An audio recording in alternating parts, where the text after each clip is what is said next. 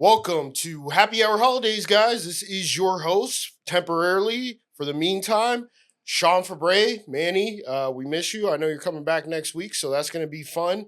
And we're here today with former Super Bowl champ, Brian Tyms. Brian, we've had him on before, all right? And it was a plum pleasing pleasure to have you on last time. So we had to get you back on. So, Brian, what's new, man? What's going on? Well, it's a lot, bro. Like I was saying earlier, I started bar prep, finishing up with law school. 7-month-old's like 3 feet tall, so we got a giant walking around in the house. 7 feet tall. Yeah, I mean that's what they say my son's supposed to be, Holy but shit. we'll see. It's our third one. We'll see, bro. Like I'm hoping, bro, because my daughter, she's 14 now. She's playing for a high school travel team, bro. And she's in middle school, bro. She's cold. 5'10", she's cold. My son, he's like 10. He's playing with 12-year-olds with baseball. He's cold. He's like 5'2". Holy shit. Big dog, giants. Size like 9.5 shoe, bro. I mean, how tall are you? I'm 6'3". My wife's like 5'10" with the heels on, I feel like you're 5'9". taller than 6'3", man. I don't know. It might be my forehead, bro. It's pretty big. It's pretty big. But other than that, man, my wife's doing her thing with the salon, the suites, the tenants, bro. Everything's booming. The tenants are doing great. Interning at the state attorney's office, that's been an experience in itself. Shit.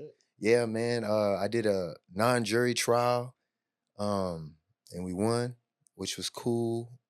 So what does that entail exactly? Well, I'm still learning, but basically, the state attorney's office is a team of attorneys, and they're going to prosecute somebody that's violated either something, misdemeanor, felony, probation, whatever. And it's against the state of Florida, right? Mm-hmm. Yeah. And we worked together, and I was a part of that. And it felt like I was trying to tell them on our way there, like the nervousness is different than football. And they were like, Brian, why are you nervous? I'm like, it's not the point of just talking to the judge and it's really real and you're asking an officer questions and it's really real. But there's nothing that you can do that's going to allow you to break the ice. Like with football, I say this all the time. I beat his name like a dead horse. But Tom used to do it, bro. He used to do this headbutting stuff, bro. Where he's all what you guys see on TV. And then when he gets in that locker room and that smoke starts coming through, you know what I mean? Yeah. The dome, bro, he's going in there, bing, bing, bing. It gets you wired up. I got videos where I'm coming down the tunnel and I'm just, bam, trying to hit the wall. Bam, I'm trying to get my shoulders ready because I know, okay, I got to hit this wedge or I got to do something. With law, there's nothing like that. You can look good, feel good, smell good. You still walk in there and you see that black robe. You're like, oh. You hear them change. See that inmate, you're like, oh, this is real. It's not a joke. There's no smiling no more. And it's something I try to express to a lot of my buddies that look at the state attorney's office in the way that most of us do. I had people call me 12. Troll. You the police. Well, how am I the police? Because I want to better myself. I want to do the right thing. Isn't that what you thought football players do? The right thing isn't, if you see a football player doing the right thing, you'll say, I want my son to follow him. He does the right thing. Isn't that why we love LeBron? I don't like LeBron. We don't like LeBron, dog. We don't like LeFlop. Well, I mean, everybody's saying that he's better than MJ makes no sense to me because this guy had to go to three different teams to win championships. MJ literally won 3 in a row, took a year off to go try and play baseball, which he did. And then came back and was still dominant. All LeBron did was go to the most NBA championships and lose the most. He didn't win the most, He has, but Bill Russell did, I think. No matter what we say, all right? I'm trying to remember the podcast I heard this dude say this, but it really made sense. He broke 40,000 points. Who cares? Now listen. He didn't even try. He didn't even what? He didn't try. He didn't try. We've never heard him say what Iverson, Kobe, McGrady, Durant. What'd they say? Well, they want to lead the league in scoring. Where they're out there killing. What we complain about.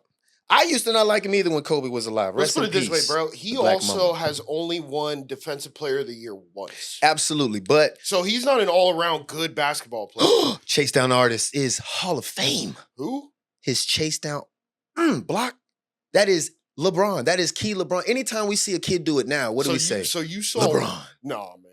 No. So this is a problem. It's the era you grew up in, right? So we're both 30. Well, I'm 35, I think. Yeah, I'm 35. Yeah, so we're both the same age. I remember MJ. Yeah, so we grew up in the MJ era, Dog. but the young kids did not grow up in the MJ era. No. So all they saw was LeBron, right? And they thought, damn, LeBron. And before LeBron, it was Kobe.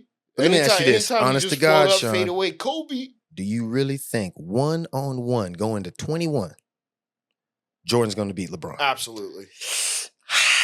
Street ball, absolutely, bro. Street ball, yes. Because I'm talking about if they're playing on an NBA court, every single time LeBron gets touched and he falls, they're just gonna go, oh, now, foul, hold on foul. now. Let's be honest, bro. Let's be honest. When LeBron is getting fouled, now MJ was 210, 212, because him and Kobe about the same size, 6'6", 210, 212. LeBron's like 250. Bro. So when you hitting, boom, like you watch football, right? Let's Yeah. remember Aaron Hernandez. Or let's look at Travis Kelce. Damn, you Every went for time, Aaron Hernandez, dog. might go way left right there. No, Let's come back to but he was a Travis. good player, dude. He was 250. Okay. Travis Kelce's about 250. You see how hard people hitting him? Now, They got that's the a pads sport. on. Exactly. Yeah. LeBron don't have pads on. Dude. Now, LaFlop to me is miss tie my shoe Dwayne Wade, because every time Dwayne Wade did a layup, he fell. Every time he did a jump shot, he fell. Now that's LaFlop. LeBron, at times he did flop, but so does James Harden. And Kobe had some flops. Everybody got Let some me ask flops. you a question then. Do you think the physicality of the league has gone down? Absolutely. Okay. No question. So There's now, not the Knicks anywhere anymore. So Chuck says this, right? Mhm. You know, Barkley, and he goes, if LeBron played in the 90s era basketball, this guy would have never been able to be successful. I think it would have been tougher. Yeah. Because, I mean, Charles Oakley, Patrick Ewing, bro. Yeah, not only that, Karl Malone, bro. We're Hakeem talking about Olajuwon. big motherfuckers, Yeah, man. you're talking about some... Like 7 foot. Yeah, and they're coming elbows and toes, bro. Mhm. Dale Davis. Oh, man. Like I with was the watching Pacers. highlights of Jordan in the 90s, man.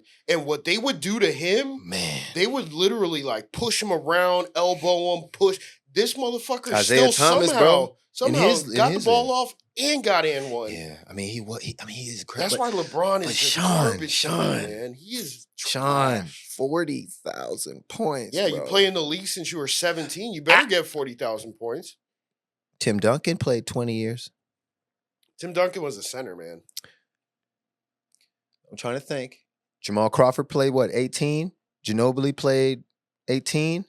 We've seen a lot of guys play that long. Kareem played how long to get that? Kareem Abdul-Jabbar. What he played 20 years to get that record? With the Lakers. Yeah. Yeah. Or just to his. So he played 20 years to get 40. We're seeing 22, and he's about to get what, 44? He'll probably end the season with 44. That is unheard. That's a video game. Dude, that's not a video game. Yo, bro. Then tell me why he only has what, 4 championships? I think. Kobe's got 4. No, Kobe got 5. 5, that's right. Shaq's got 4. Yeah. I think this is just. And they my played opinion. less time in the league than LeBron has. True, but Jordan And would. so did Jordan. All right, we've seen LeBron I mean, my take over. argument is pretty valid here. It is absolutely God, valid. I hope you argue law a lot better than this, man. Look, do you remember LeBron with the Pistons? When he played the Pistons and he scored 40 points and a half. And we actually saw LeBron destroy a team where he was like, you know what, this is Eastern Conference Finals 2004? When the Billups and the Rip Hamilton and Tayshaun Prince and Ben Wallace, he gave them boys 40. He was averaging 40 a game, and they knew by game 7 who's getting the ball. And all he was You doing, really can't talk about was points, going bro. to the hole. You had Will Chamberlain put up 100-point games, but he's still man. getting 8, 9 rebounds, 10 assists. He's doing all this. Now let's be honest. If a player who focuses more on rebounding and assists, but still averages 28 points a game, That's a and good then you're player. looking at, that's a great player. Yeah. That's LeBron. Now you're looking at That's Caitlin Jordan. Clark. 35-5. 35. What was the year he averaged? 37, 38 points a game and like 4 assists and like 5 rebounds. Who, Jordan? Yeah. No, what was I that, think like he did a lot 87? more than that, bro. 87, he averaged like almost 87. almost You're 40. talking about almost his rookie year, man. Yeah, but he was killing though. Yeah. LeBron was almost triple-double his rookie year. If you take away, let's be honest, if LeBron said, you know what, bro, I'm going to walk out here, I'm going to get 4 rebounds a game, 5 assists, and I'm just chucking it, you don't think he's going to drop 45? No. Come on, Sean. You gotta Who stop are they it. playing against, man? You know? LeBron now. And now, maybe how not. many great players are out there other than like maybe the Steph Currys that are arguably better than LeBron? Because Steph Curry was in the league less time than LeBron, Yeah, and he he's won. got just as many rings, Yeah. right? He's Yeah. got 4 championships. I think he has 4. So, and how many teams with the same team. With the same team, LeBron always has to go somewhere different, and he's got to get his big 3 in order to win. Hold on, bro. In The order to Pistons had a win. big 3. The Celtics had a big 3. KG, Ray Allen, Rondo, Paul Pierce. That's a big 4. Yeah. Pistons. But did the Bulls have it? I know you're gonna say Pittman, Rodman. Don't you disrespect those 2. And they had Luke Longley. Come on, man. let me ask you a question. If MJ did not matter, how come when he left to go play they baseball, didn't the win. Bulls didn't win? You're right. But I mean, Scotty was balling though. He wasn't balling hard enough. You know? You're right.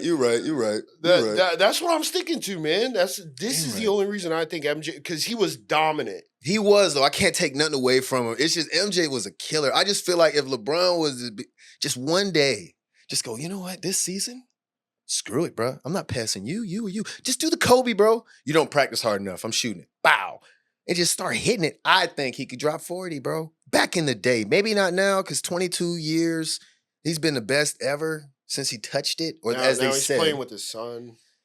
That's dope. What do you think about that, dude? I think that is so. If I could have done that, But I would've Bronny loved James, it. if you look at his college stats, he only averaged like 4 points a game and barely like half a rebound and half an assist, and somehow gets drafted to his dad's team. You have to think that LeBron went up to the GM of the Lakers and said, "Yo, you have to draft my son, or I'm going to a different team." You think that's the way it went down? This is just me. The reason I beat players who are from where I'm from, I went to Dillard High School in Fort Lauderdale, Florida. You can look it up. A lot of players came out of that area.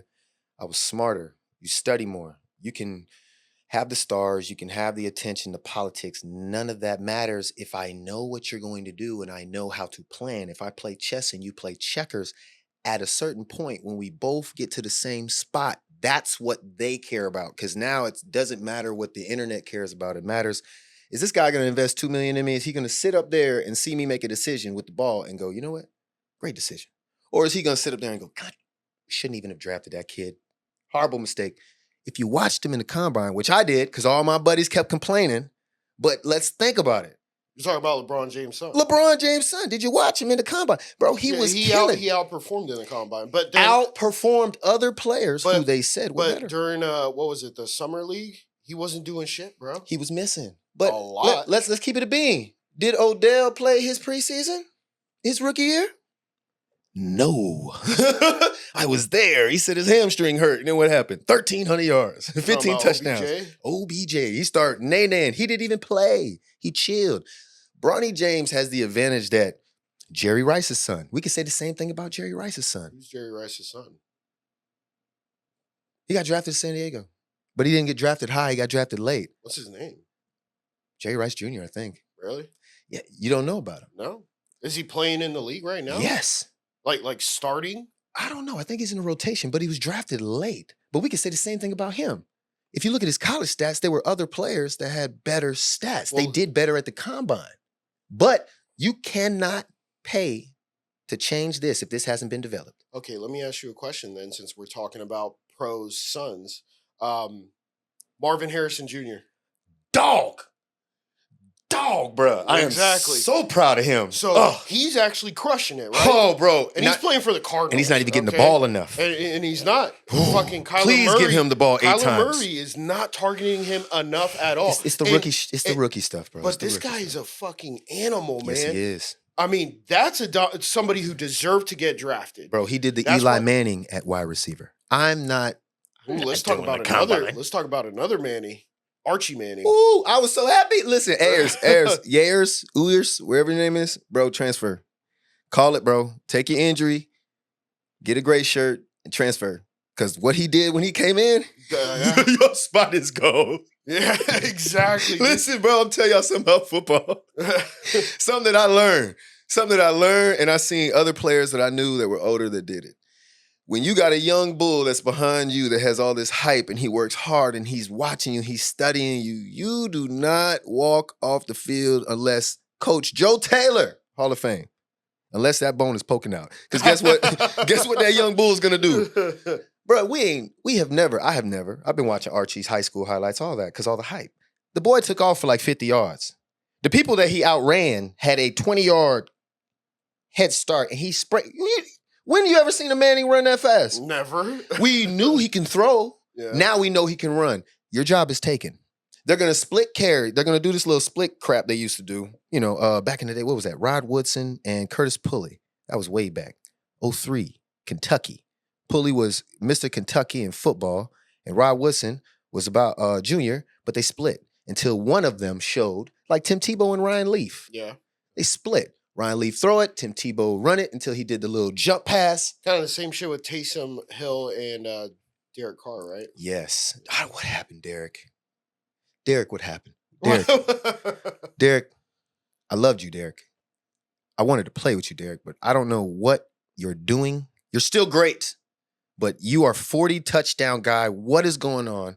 Is it the old line? Sometimes I think, maybe people should listen to Tom when Tom speaks, like I used to. When Tom says, hey, maybe instead of just going out there and calling 3 plays and going, hey, if the safety goes A, B, or C, we go 1 play. How about we start thinking? How about instead of them knowing that we're going to run a corner, how about we audible that? How about we change the protection? How about we shift some people? How about we mess with some people? How about we have a motion somewhere so we know a trigger, an indicator? How about receivers start thinking and stop complaining about getting held? I played against Revis, bro. I played against like Sherman. Like, they're going to grab you, bro. Those are Brent Grimes, he's going to spin inside and you think you're going to run your out route and he's going to 360 spin and cut your shit and pick it and go the other way and do a backflip in the end zone. I mean, none of the Carrs really have panned out, though, have they? What? David Carr, remember? His older brother. Texans. Well, I'm talking about in the NFL. Yeah, that's what I'm talking about. He played for the Texans, right? I'm not sure. But I know he was drafted. Yeah, he was. And then he played for the Houston Texans for like 1 year. 1 year. 1 year, yep. I don't, And then Derek Carr, he played for the Raiders, then he moved to New Orleans, right? Yes, he was so good with the Raiders, bro. Like, I thought the best move would be. He got injured. Yes. So they're injury prone. The Carrs are. Right? Would you say that? I would say. And then they throw interceptions that, at least Derek Well, Carr Derek does. Carr is a gunner, though. Yeah. He's a gunner. That's why I like him, though. But that's why, like, if you think about who was his wide receiver in college, Devontae Adams. Really? Yes. If I'm not Holy mistaken, him and shit. Devontae Adams both went to Fresno State, both came out together. And they both went to the Raiders? I think Devontae ended up going to the Raiders after the Packers because he played for the Packers for a while. Yeah. With Aaron Rodgers. Because I remember seeing him out there in that 1-7 going nuts, running 2 miles per hour. Is that when Jordy Nelson was on the team too? Bro, Was that Super Bowl year? Yes. Jordy Nelson. Yeah. Listen, guys, Jordy Nelson is one of the most underrated motherfuckers. Never dropped the ball. No. Bro, he didn't drop a ball in college. No recorded drops over 100 catches. And in the NFL, Really? You've never seen it. Bro, go look him up. Jordy Nelson, go look. He did not start for the Packers. See, a lot of people as fans, they look at somebody and they'll go, oh, they're just keeping him out there because he's played. No, there's a level of consistency like Donald Driver. People don't give him respect. Thrash from the Eagles. Remember him? No. Back with Donovan McNabb, bro. These guys were like... You're talking early 2000s, Yeah, man. Third receiver type, but they're going for 900 quietly, 700 quietly. Killers, bro. Kind of like Chris Godwin. But he's not too quiet, is he? No, bro. Bro, he would be a number 1 receiver on anywhere else, bro. Yeah. But you know what? I think he's like... right behind Mike Evans, but really they're both Mike's ones. my dog. Mike, I'm so proud of Mike. I remember Mike his rookie year, bro, at Fifth Speed when he was coming out. Him, Do you remember who was throwing to him in college? Johnny Manziel. Johnny Manziel. Mr. Listen, y'all stop putting Johnny on it. Listen, Johnny Manziel. Stop saying the stuff you're saying to these kids, bro. They told me not to smoke. I'm going to smoke anyway. You're not stopping nothing here. You sound stupid. That's exactly what he's saying, You sound dumb. I hope you see this. You sound dumb, bro. And this comes from somebody who actually played longer than you, with less stars, made more money than you in the league, and I'm doing better things than you to help the community than running my mouth about how I did drugs and played football and it was cool. Snorted coke and it was cool. That shit ain't cool. If you were my teammate, boy, oh, Google me. If you were my teammate, it would have happened to you. You're going to be my quarterback and first of all, I don't care how good you are. I never played with a great quarterback that did all that crap and then the teammates let him do it. No, Tom didn't do that. Yeah. I didn't see Jason Campbell do that for the Browns. I didn't see Matt Moore do that. I didn't see Tannehill do that. I didn't see Andrew Luck do that. So who are you because you're good at... let me tell you college kids something, because now you kids can talk because you're getting money. But when a college kid talk to me or a high school kid talk trash to me, unless you lined up and you got a check on Tuesday with your name on it, with 5 or 6 digits on it, I don't give a damn what your coach said over here in college you did. I don't care if you were All-American at Alabama, bro. I've jumped over people. I have people on highlight tapes on YouTube with my butt on top of their forehead. You think I care about? Well, my dad said because I'm a 5-star. Okay, guess what's going to happen when the ball's in the air when you run out this back pedal? Nobody cares about that. The cats that do drugs, Josh Gordon, they don't last. And then they take your legacy and they crush it. So Johnny's over here trying to do podcasts. You trying to be relevant. Stay in Texas. Johnny, and what was the other crap? Because I can't stand him. He gave an opinion about Shedeur Sanders bringing his old line up there after the media tried to turn him into a criminal. Shedeur got hit a bunch. They lost. He called his old line out. We don't know the etiquette of Colorado, but if you watch their YouTube videos, they call each other out. That's what Deion does. Isn't that why Cormani McClain left? I mean, that's not a bad thing in my opinion. That's football. What you think Bill did, bro? That's why I wanted to be a Patriot. That's why I love Bill, because we all sat in the room. You can ask any Patriot that ever won a Super Bowl with Bill Belichick. He's going to hold Tom accountable, Julian accountable. I'll tell y'all a story. Let me tell y'all a story. This is my first year with the team, bro. It's like my 3rd week in camp. Bill told him in morning meeting, do not pass the ball to the same people you were passing the ball to, which was Danny, Julian, and Gronk. We do a 2-minute drill. The ones go... watching Tom do a 2-minute drill in practice is like watching somebody cut cake. It is just, so he gets down the field in 7 plays. Bill stops him right before he gets in the end zone. What did I say? He takes Julian, Danny, LaFell, Gronk, makes them go to the bottom field with Garoppolo to go with the 2s, tells me, Dobson, Boyce, Tompkins, come up here with him. That was when I started talking about being in the huddle with this man. It wasn't on purpose. Bill got pissed and said, yo, if y'all don't want to do it, get these young bulls up here. And you ain't going to say nothing. And he ain't say nothing. And he still was slicing the cake with us. Bro, boy, don't get me started, boy. This is a hot take right now. Because I can't stand players that, this is a blessing. These right here, these are blessings, bro. This is stuff that I got dudes where I'm from in Fort Lauderdale on Sunrise, bro, that wish we have conversations after conversations of how they wish they would have just did what I did instead of going left. I wish I'd have just followed you in the weight room. I wish I'd have just believed. To hear people like Johnny, whose parents are well off, you went to a good school, bro. You didn't have struggles, bro, and you chose to do this drug stuff. You chose to try to be something that you saw on TV. We come from that. We don't want to be that. That's not even cool where I'm from. Like, you do that where I'm from, people looking at you, bro, what are you doing? These kids is watching you. Why you think I took my football money and went to play law? Exactly. What? If I wanted to be a coach, I would have been a coach. I'm smart as shit. I picked up a football at 17. I was homeless for 2 years. I played football for 2 years in college, and I went to the league, and I played fucking 9 years. Get out of here, bro. It's all about applying yourself. That's why I don't like Johnny, because when I look at my situation, I'm like, bro, I remember him. I remember all that. But I also remember being in the league in my 3rd year and when he got drafted, and he's in a preseason game. You're in a preseason game for the Browns, and then you throw a pass for a 1st down, not a big play, 12-yard curl, and you do this. And then you flick off the sideline. And I'm supposed to see you on like a Shannon Sharp podcast and supposed to be like, oh, man, Johnny. I don't care, bro. Mike, you're a great guy. You're a great guy. Mike Evans, you're great. But Johnny is nothing. We got to take a quick break, but the hot takes are coming. They coming. So we'll be right back. Like, comment, and subscribe. And if you got an opinion on any of this, leave a comment down there, and we'll be right back.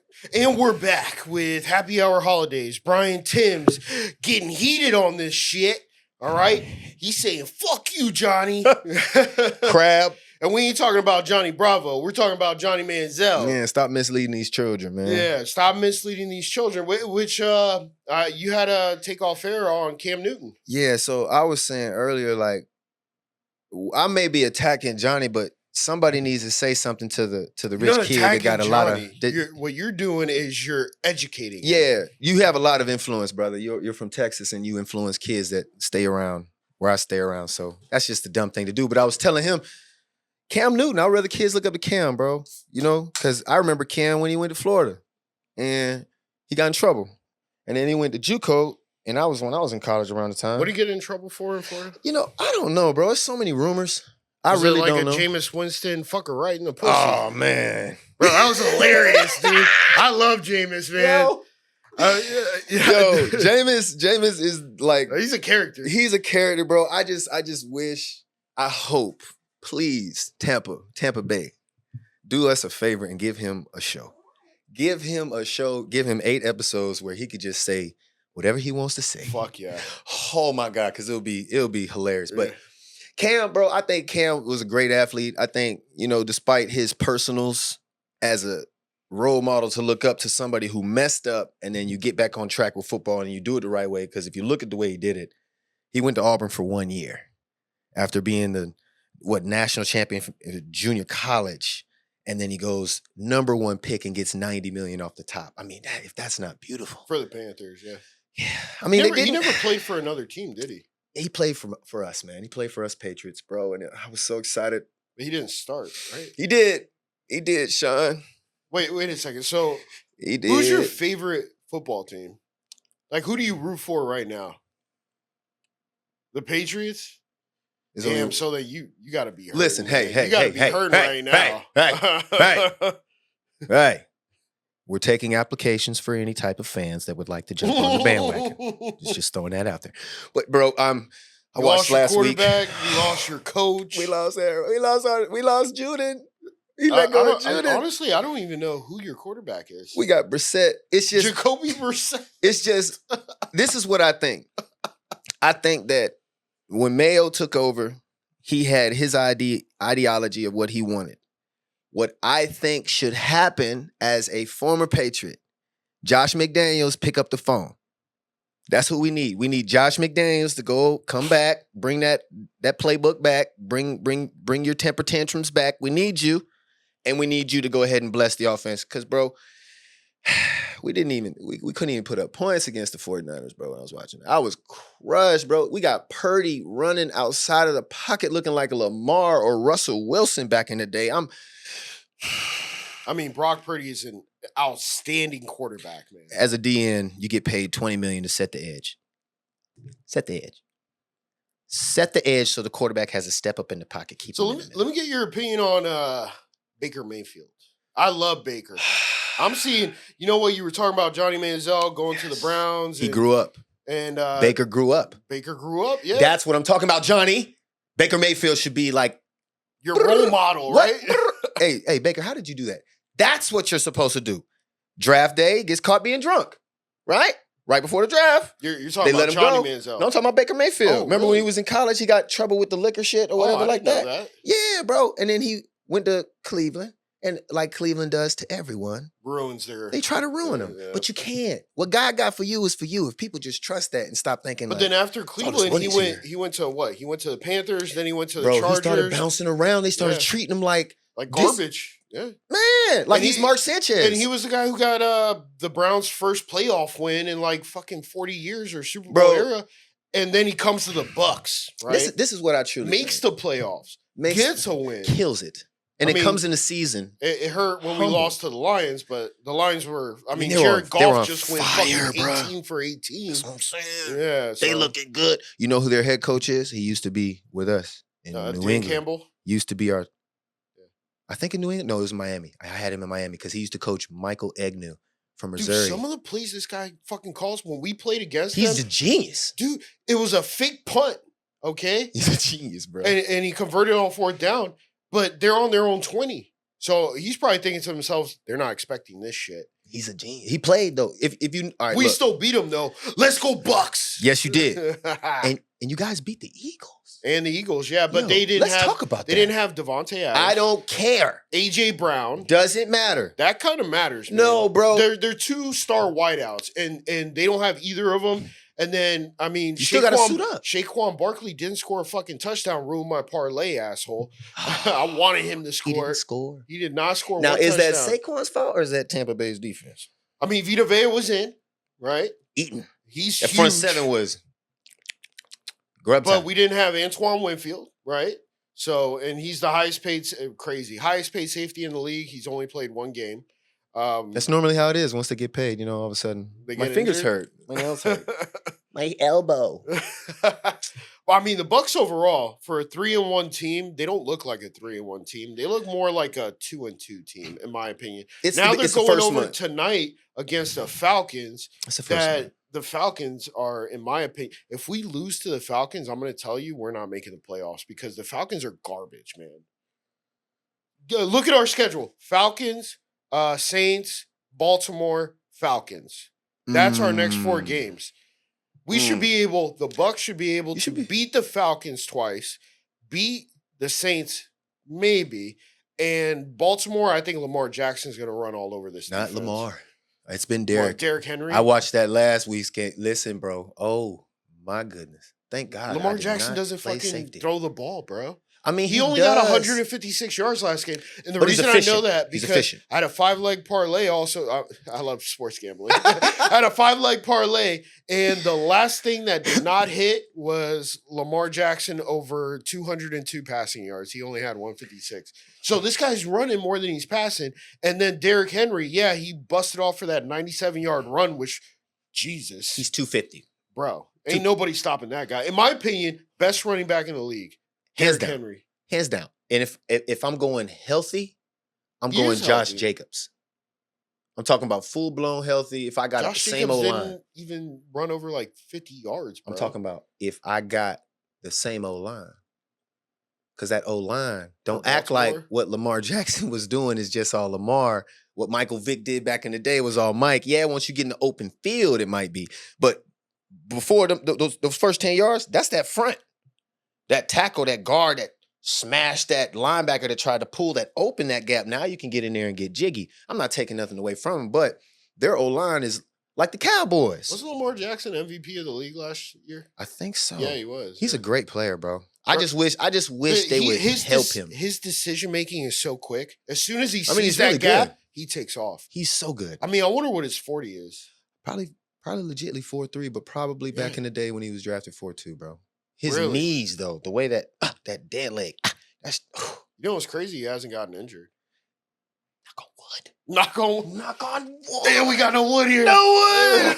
Oh, I don't want to see him hurt, bro. I don't want to see. I hate seeing NFL players hurt, bro. I just be, because I know how much. He already got paid, right? It doesn't matter though, because really, I know the only thing he's missing, bro, is that Super Bowl. It's gonna make everybody shut up. Because the Ravens, you guys are jacked up. If the Cowboys are going to pay Dak, I mean, what Lamar? Pay Lamar. I mean, but who am I? I was just, the 53rd guy on the roster. I don't know anything. But what do you think about Dak Prescott, by the way? I love him, bro. He's a great quarterback during the regular season. I just wish people would stop. First of all, Jerry Jones needs to sell the team because America hates Jerry. They don't hate the Cowboys. Because every quarterback they've had, every single one. Aikman. Everybody's giving hell, bro. Even when they don't win. You expecting people. Listen, bro, if y'all want the Cowboys from the 90s, then go find another Michael Irvin. Go find another Emmitt Smith. Go find another Troy. Sanders. Come on. You can go around the whole. You're not going to do that. They went. Jimmy Johnson. You got to give it up to Jimmy. What was the left tackle that was a Hall of Famer that was just smashing people? I have no clue. Or the guard, Larry something. Bro, come on, dog. Y'all got to understand the game is not that rough, brutal crap that they used to go through, bro. Safeties can't even unleash on receivers anymore. You guys get so excited when somebody catch it. Now, when I watch games now and somebody catch it over midfield, I'm like this.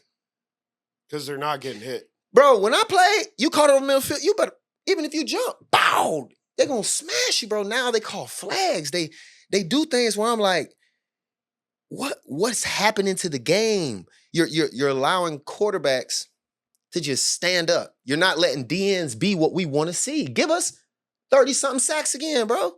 Give me that Michael Stranahan again. Give me that Reggie White, bro. Let me see the D lineman slap somebody in the face. Let's see Ray Lewis concuss somebody, or I can't lie, Vontae Burfict can cuss me, but let's see this, bro. Like, it's so 7-on-7. Oh my God. I mean, the physicality of that league has also gone down.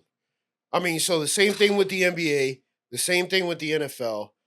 It's just it's pussified. It's like they want to just see people play. No, let this brother get... Guys, let me explain something to you. There are people that get drafted in the NFL where the only thing they can do is hit. That's it. You're taking the game and going, you can only hit in this box, going 30 miles an hour from 30 yards away. What? You're going to show his college highlights when he gets drafted of him smashing everybody. But then when he gets to the NFL, you're going to say, well, he's a brutal player. He's horrible. His attitude is terrible. Look at the way he's targeting people. What? But he was just a first-round hero from the SEC. It's like you're talking about Jadeveon Clowney almost. I could be. I could be talking about him. Because didn't we just get excited when he got drafted? And he went through the middle of the field on the center, and it was third and I think it was 3rd and 1, and he picked up Michigan's running back and slammed him, and then the running back fumbled, and he just reached over and grabbed the ball and picked it up and looked at the sideline. And what did you think? I was like, damn, this guy's a future Hall of Famer. And then he comes to the NFL and gets injured, doesn't really perform much. I mean, he was playing with some great players in the Texans, bro. Yeah, D'Amico Ryans, that was when J.J. Watt was still J.J. Watt. They had another D lineman that was over there, and they had Mario left before J.J. got there. But they had some good dudes over there. You really can't. What was the one that was on steroids and the cocaine? Cushions. The one that Brian Cushions, he'll hit you, be bleeding. He was on steroids and cocaine. That's how he played.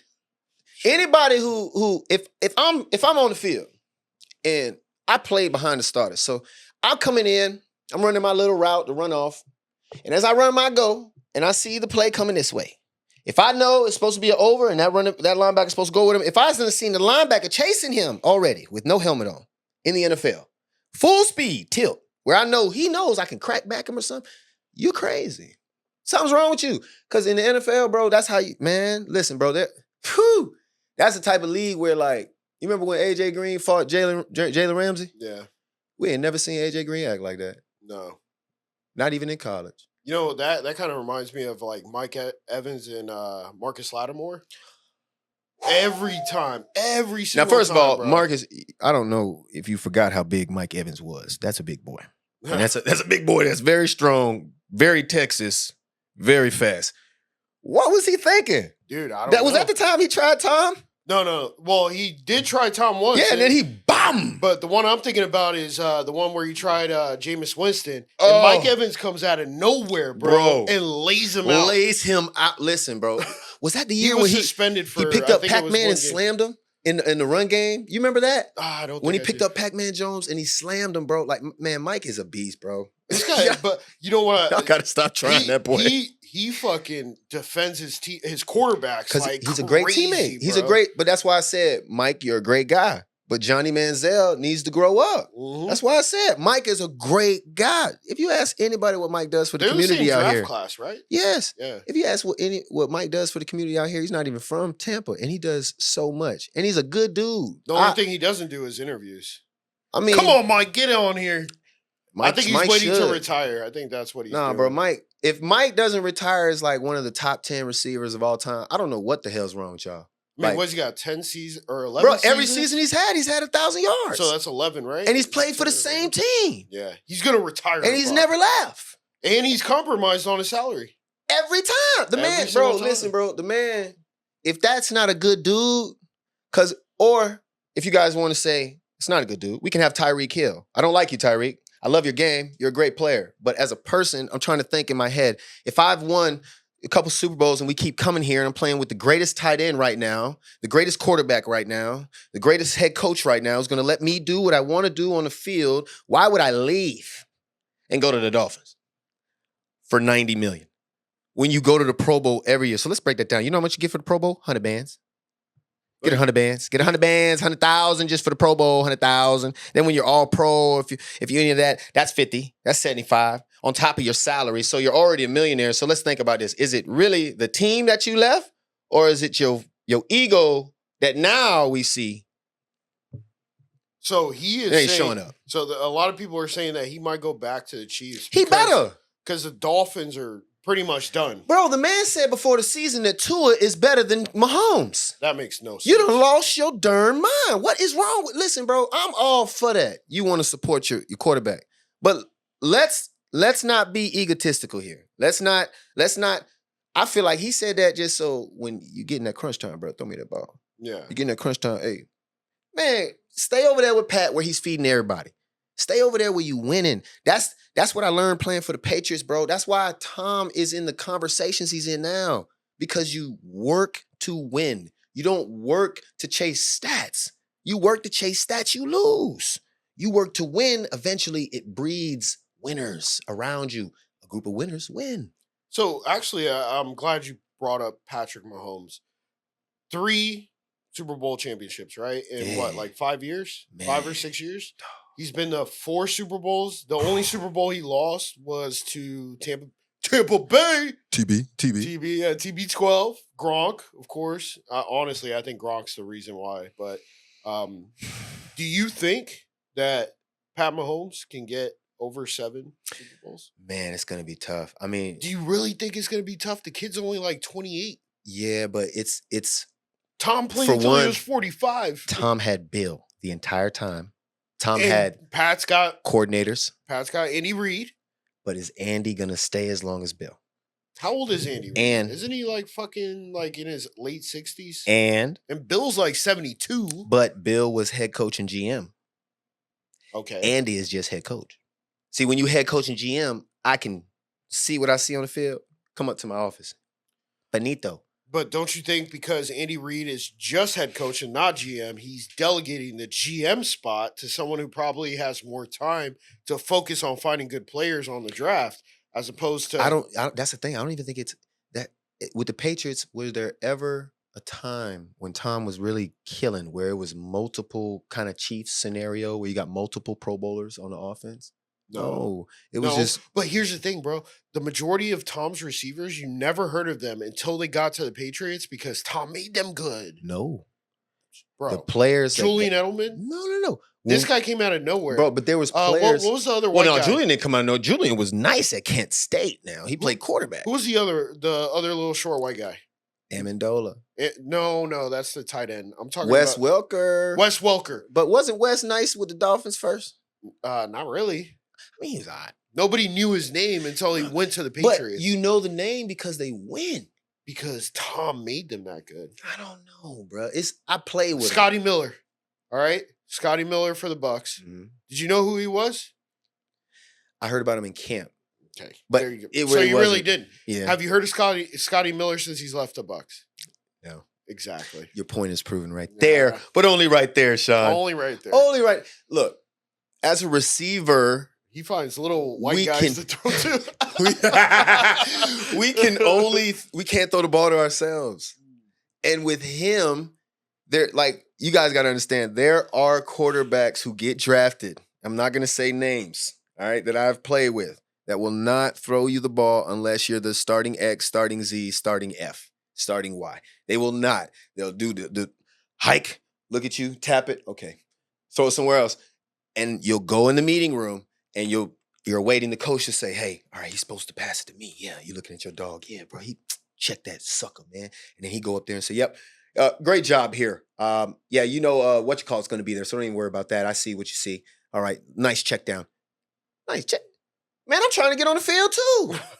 And we sitting here going, man, you don't even hear these guys. That ain't our fault. I'll tell you why I only played 5 years. Bro, I am a throw me the ball type guy. If it's anything other than a go or a post, you can have it. But if it's a go or a post, bro, give me the ball. I don't care if it's 2 or 3. I don't care. That's the type of person I was. So a lot of times they say, hey, man, sit your crazy behind down, man. Your temper is, you crazy. No, I was homeless. I had nothing. I'm from the hood. I need to eat. Throw me the ball. This sucker over here drinking all the time. He playing with his money. Throw me the ball. That was my situation. Some guys may be like that. There are some guys like that. But with certain players, bro, it's so much that goes into it, bro. You got to look like for the Ravens. Do you think it's only 2 receivers they have? You think Bateman's the only receiver they have? I mean, he throws it to Likely a lot. But they're not the only 2. The tight end isn't the only one who gets the ball, but that's the way the offense is ran. If you look at San Diego Chargers, they're running the ball a lot. That's not what we've seen. We've seen 4 or 5 wide. They just had 3 star receivers last year, right? Like 3 really good receivers. No, they don't. So it just all depends on the team, bro. That's why Baker's doing better over here. You can't win in Cleveland. I've been there. I've seen 1,700 yards at receiver on drugs. Josh Gordon. On drugs. Killing people, bruh. I'm talking about back-to-back 200-yard games. They also had Melvin Gordon, too, for a short. And Melvin Gordon was crushing it over there, too, right? Running back's a tough job, my brother. Yeah, but I think he had like 1,200 yards out there. Maybe bro, more. He was a Pro He was Bowl almost every like year. 2,000, right? Yeah, that was like Talking about like maybe 5, 6, 7 years ago. Yeah, bro. And he just stopped playing. So sad, bro.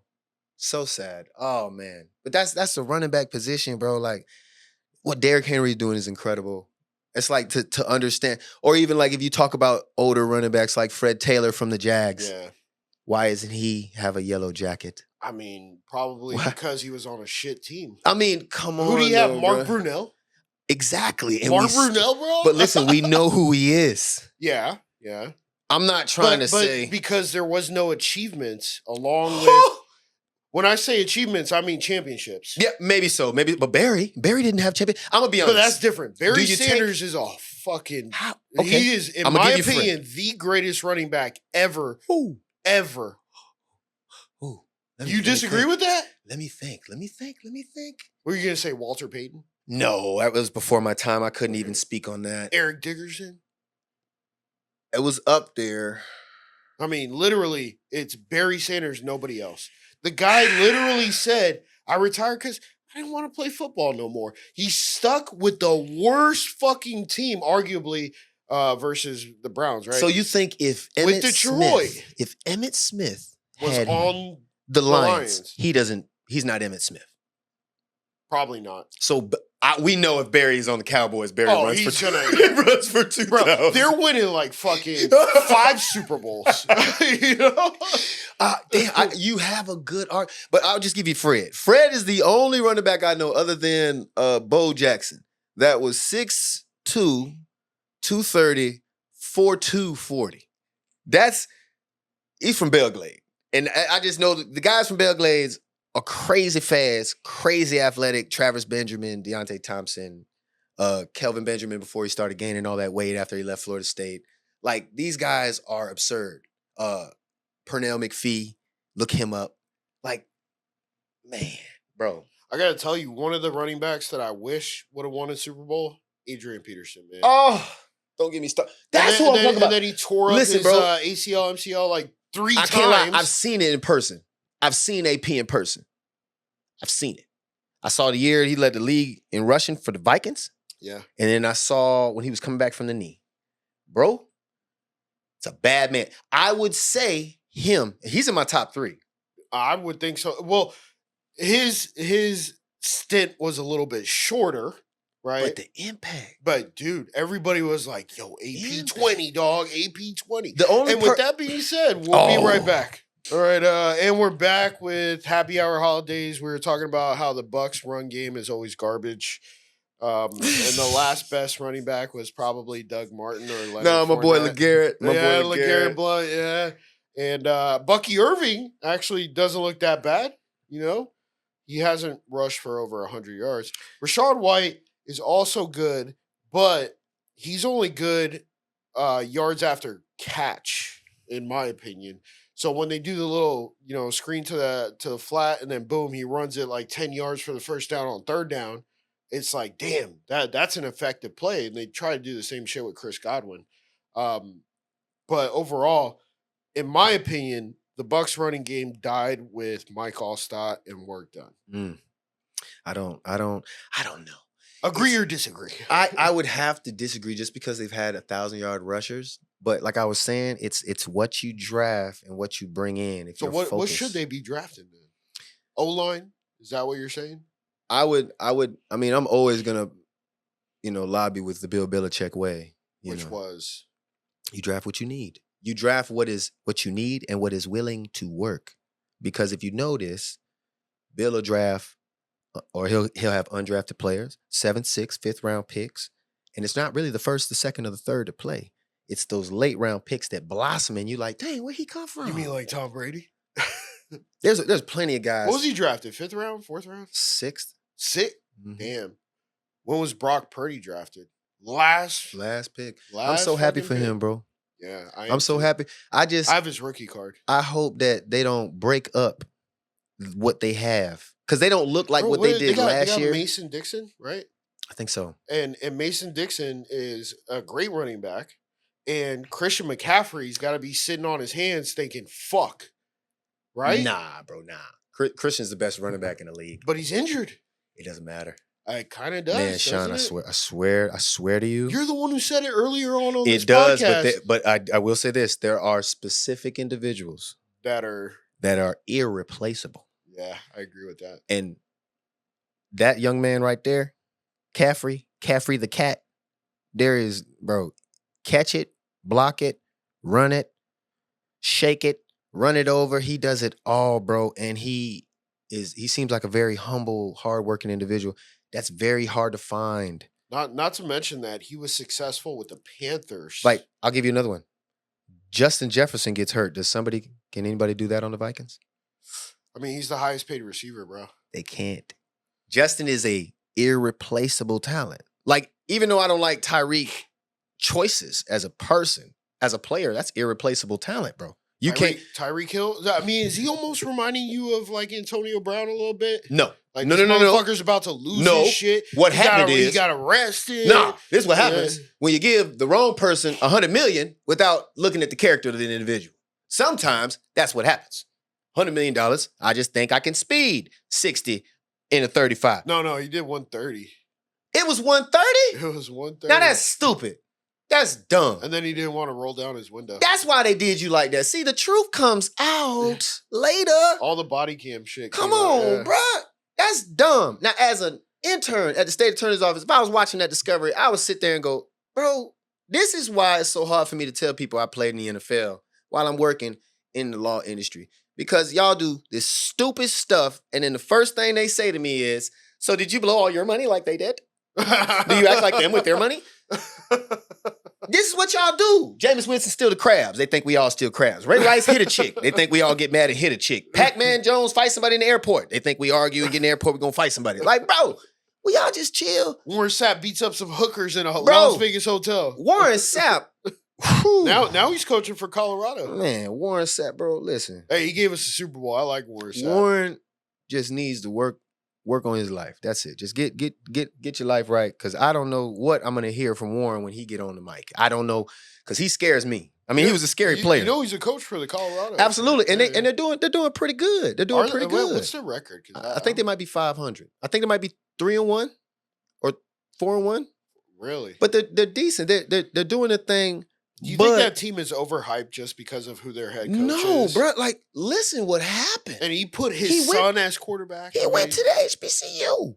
He was at an HBCU his freshman year where we were talking trash. Everybody was talking trash about the boy that said he couldn't play. He can't do that at Power 5. Even Cam Newton said it. That's why when Cam Newton went up to Shador, that boy said, skirt. And then Brandon Marshall want to go in there and ask that messy question. You so messy. I got so many words for you, Brandon Marshall. What question?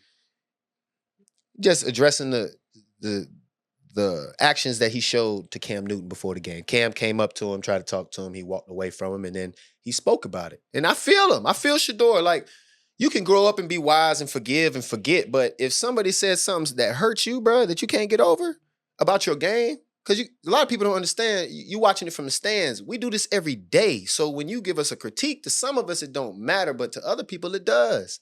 People are wired different. Just because you say, shut up and dribble don't mean you're supposed to. Who's the guy that you mentioned? Jackson? Which one? I don't know. You said that Cam Newton said something, and then you said, yo, I got some words for... Oh, it was Brandon Marshall. Brandon Marshall, yeah. Asked Shador Sanders the question, about just what he did out there. And Shador responded to Brandon about it. It was viral. And I read some of the comments and they were trying to say he had a bad attitude. Like, y'all attacking a 19-year-old child. He's fucking only 19? 20, 21, regardless. You're 21, you're a child, bro. You're a kid. Okay, he got a lot of money. He plays a child's game that y'all pay for. Y'all paying him to play. It's just so much. Just monetize it. Leave the damn boy alone like y'all used to do us in college. Let us just play ball if that's what you want.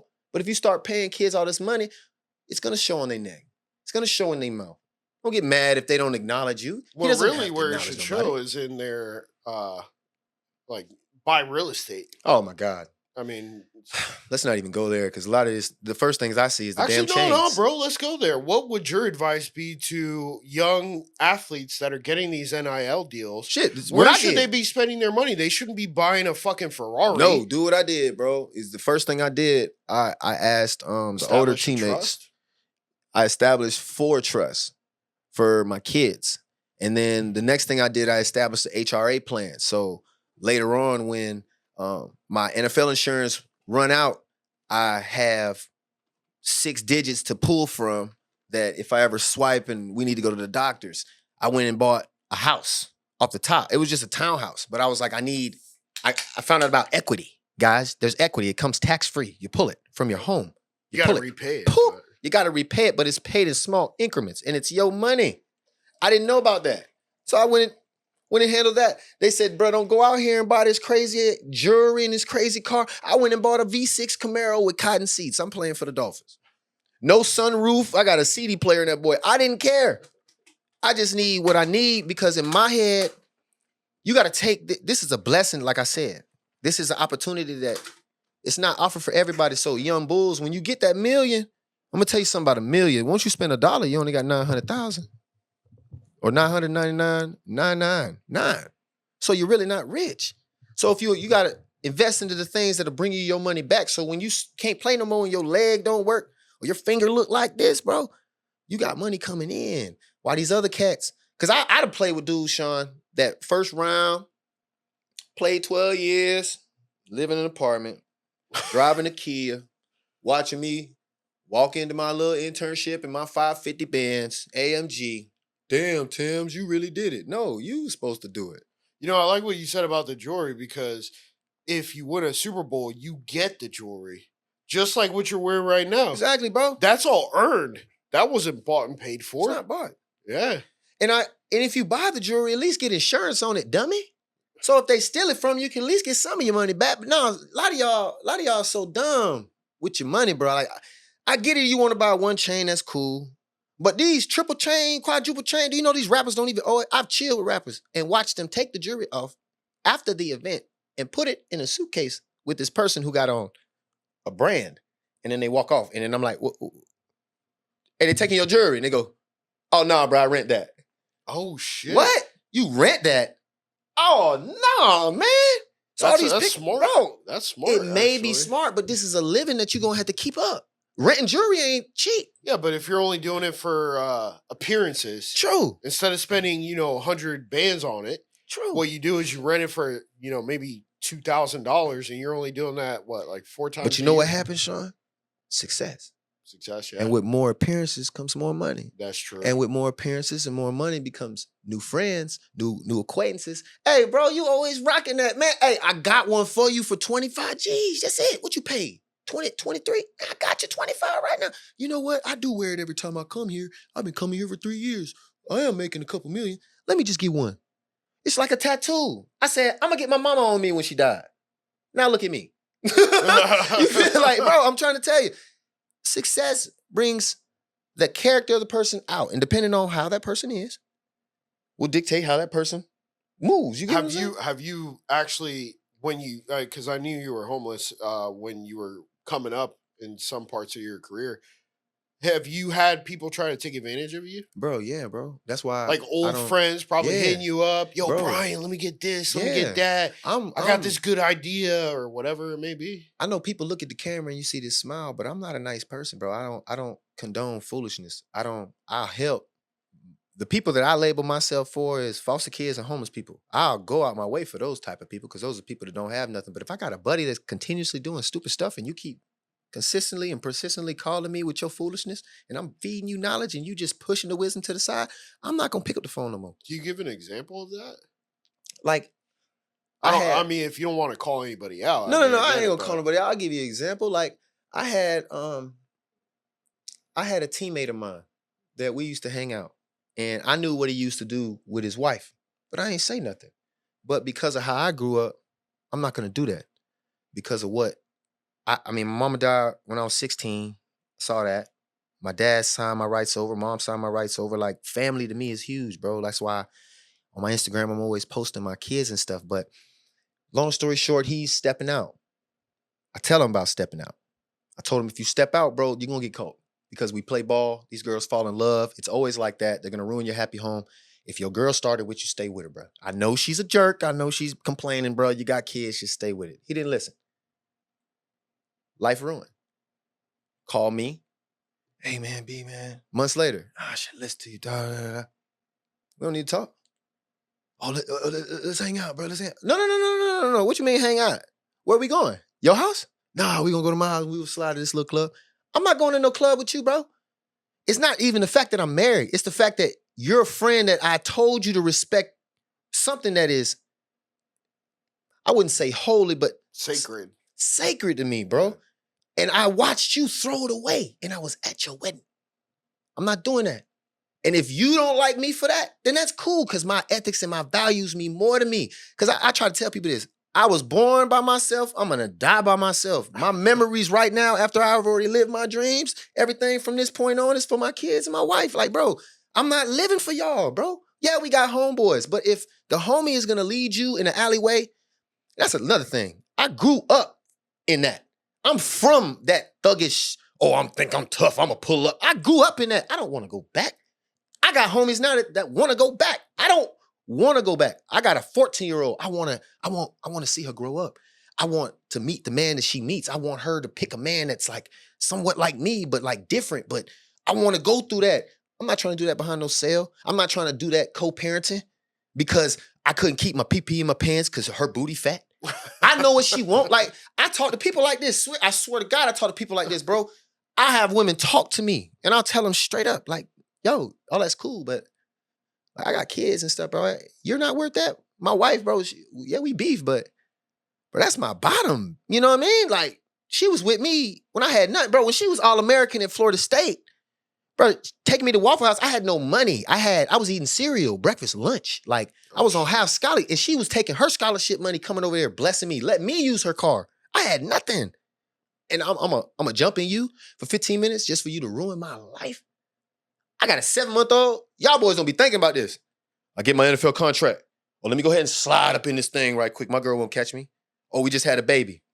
Child support don't play, my boy. Child support is 17 and 0. 17 years, my boy. People say 18, nah, because once the 18th birthday come, they be like, woo! Nah, bro, child support 17 and 0. I'm not going, I got 3 kids. Just for 10 minutes of booty? Let's calculate the money, guys. Let's say child support is 30,000. Let's say 50, 40, because then you're making a good amount of money. 40 times 3. That's 120. And child support may not hit you for that in a year. Times 17. Jesus. I was gonna get there. I was gonna say, hey, let's take 50,000 and times it by 17.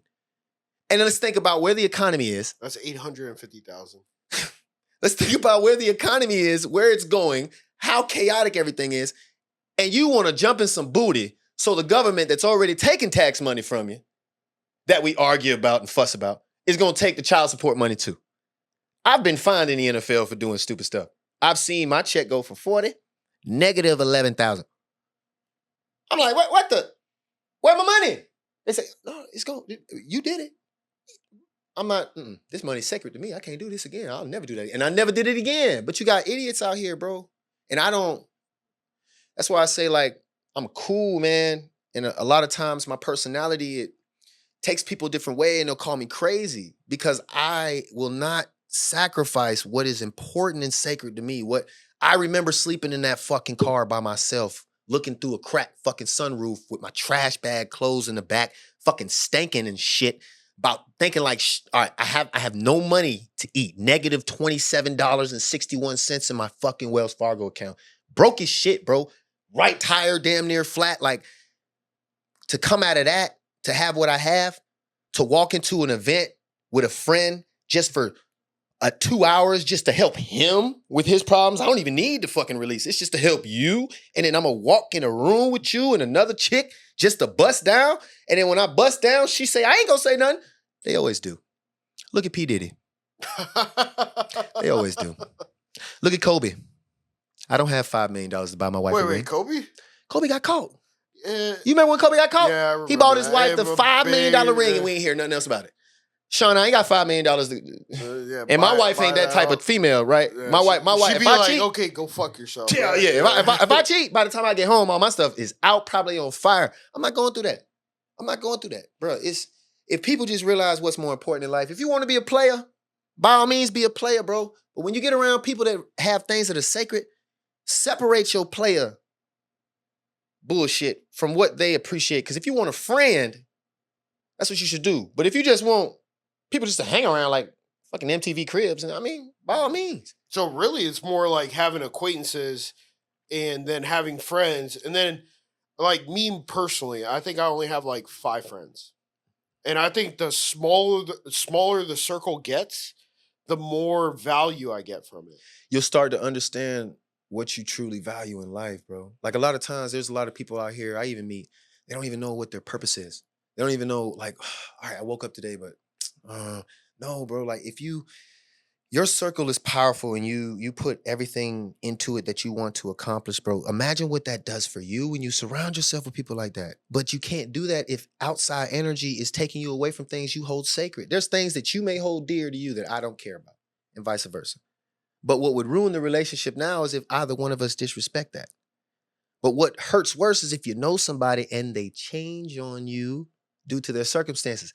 That's what makes the athlete hurt. When you start to see them say something on social media, act out during, like, who knows? Maybe when Johnny threw the first down and he did this and flicked off everybody, maybe his daddy didn't give him any money at the time. Maybe his car had gotten towed. Maybe his girlfriend broke up with him. Who knows? But, people go through shit, bro, and they overreact or they underreact. But when it comes to the athlete getting the money, there's the first thing that attacks you are the people that you knew. I spent plenty of times crying because I was like, bro, I thought he was my friend.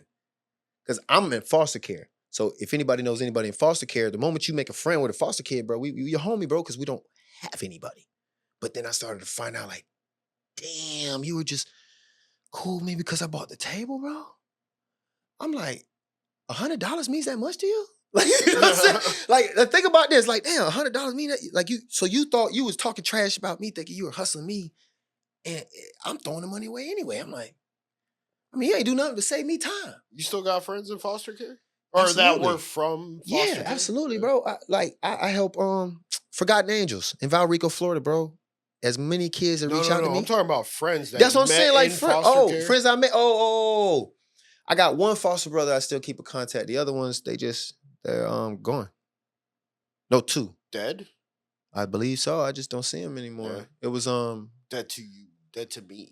No. They just fell off. Like, I had one foster brother that went to prison and he went in a man and he came back out, different. He went in for a year and for petty theft, and it was bad, bro. The other one, Patrick, I think he's staying in Lauderdale. And I think I haven't seen David and I haven't seen Brian. What about the one you keep up with?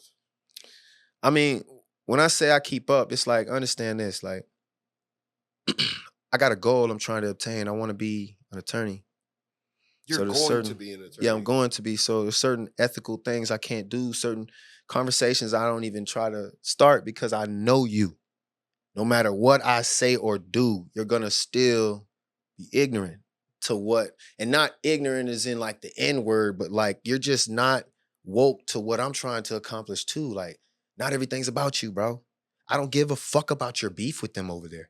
I just came over here to get some lunch. Like violence? Yes. Oh shit. But South Florida and just my background, my family is not peaceful. I spent 10 years in foster care from a dysfunctional. My mom died of AIDS, bro. Like my dad was a piece of trash. Like You still talk to him or? he's dead. Oh shit. Yeah, bro. I was my dad signed over his rights when I was 12, and we fought outside my foster home. Did you have any brothers and sisters? I got 2 half sisters. One of them's a chaotic, petty theft and battery ordeal woman. The other one, she stays in Michigan. Kendra, she's a doll. She's amazing. She's 48, but she's cool, man. Were you the youngest one? No, my sister's the youngest one. She's like 27, something like that. We don't really keep up because the way she live her life. Like I don't fluctuate my time with people that live their life outside the norms of where I'm trying to be. Like I've done it before in the NFL where a lot of people said you weren't supposed to be here. So I put my brain on an image, on a delusion, and I chased it until it became reality. So I do the same thing. Like everybody who's seen me go to court in the state attorney's office, anywhere around there, they know me. And it's not because you're the guy. I dress up in suits. And I dress up in loud colored suits because I want it to reflect how I feel in this environment. This is an environment where people are put to jail. But I don't want to walk around here with the, we got to be mean. No, I want to be happy because guess what? This is a job. Just like a cop has a job, just like a DEA agent has a job, a judge has a job, janitor has a job. This is a job, bro. Once I walk away from this, I'm Superman. Are you on the prosecuting side or? Yes, prosecuting side. Okay. See, that's what makes it so tough. You're interning at the state. Yes. Yeah. And Hillsborough. At the DEA. No. State attorneys. State attorney. Yeah. So like when I leave there, that suit, and my kids know, and they hear their friends say about the state attorneys, I hate them people. That suit, I walk in the house, my kids don't feel that energy. They feel the suit. And then they see daddy smile. And then they're like, bump them kids. Daddy, one of the kids today said that state attorneys are da-da-da-da-da. I'm not even an attorney. I'm just an intern. I'm still in school. But it's the fact that, my daddy works there. Now the kids change how they act towards him. So I don't do what I do just, so he's trying to be cool. No, bro, my kids are going through shit right now because I'm in this. What's the goal, by the way? The goal is to be the best. Are you going to be a prosecutor? Are you going to work in the government? Are you going to try to become district attorney? Are you trying to become a state attorney? You know what? To be honest, bro. Are you trying to run for office? Are you trying to be a congressman, a senator, a president? To be honest, bro, I wanted to be the best litigator for people like me in whatever capacity that was. Because even as a prosecutor, bro, you're not just putting people to jail. You can actually help somebody. You can actually stop the bleeding right there instead of your defense attorney crawling over there and having to let their ego and pride go and beg for you. I can read your stuff myself, ask my superiors for their discretion, and change your life. That's something that, to me, since I've been in there, that's changed my goal. Because at first it was like, I want to be an attorney and I want to take care of my kids. But now it's like, nah, bro, like I've been in there and watched somebody who's in the system like me. And I watched one of my superiors put them on an intervention program instead of putting them back on, like, in jail. And to watch that person and to know their situation and to read somebody, because a lot of times I read people's, I'm really into people, bro. Like I like to know people's Carfax, almost like a vehicle. And if I'm reading you and you relate to what I got going on, I'm kind of wanting to help you, especially if you're a good person, bro. But nah, bro, I got a whole feng shui, a whole dimensional thing that I do to chase that image that I have in my head and the future that I want for my kids. Because I know you remember going to school and the lawyer's kid, how to get the Audi.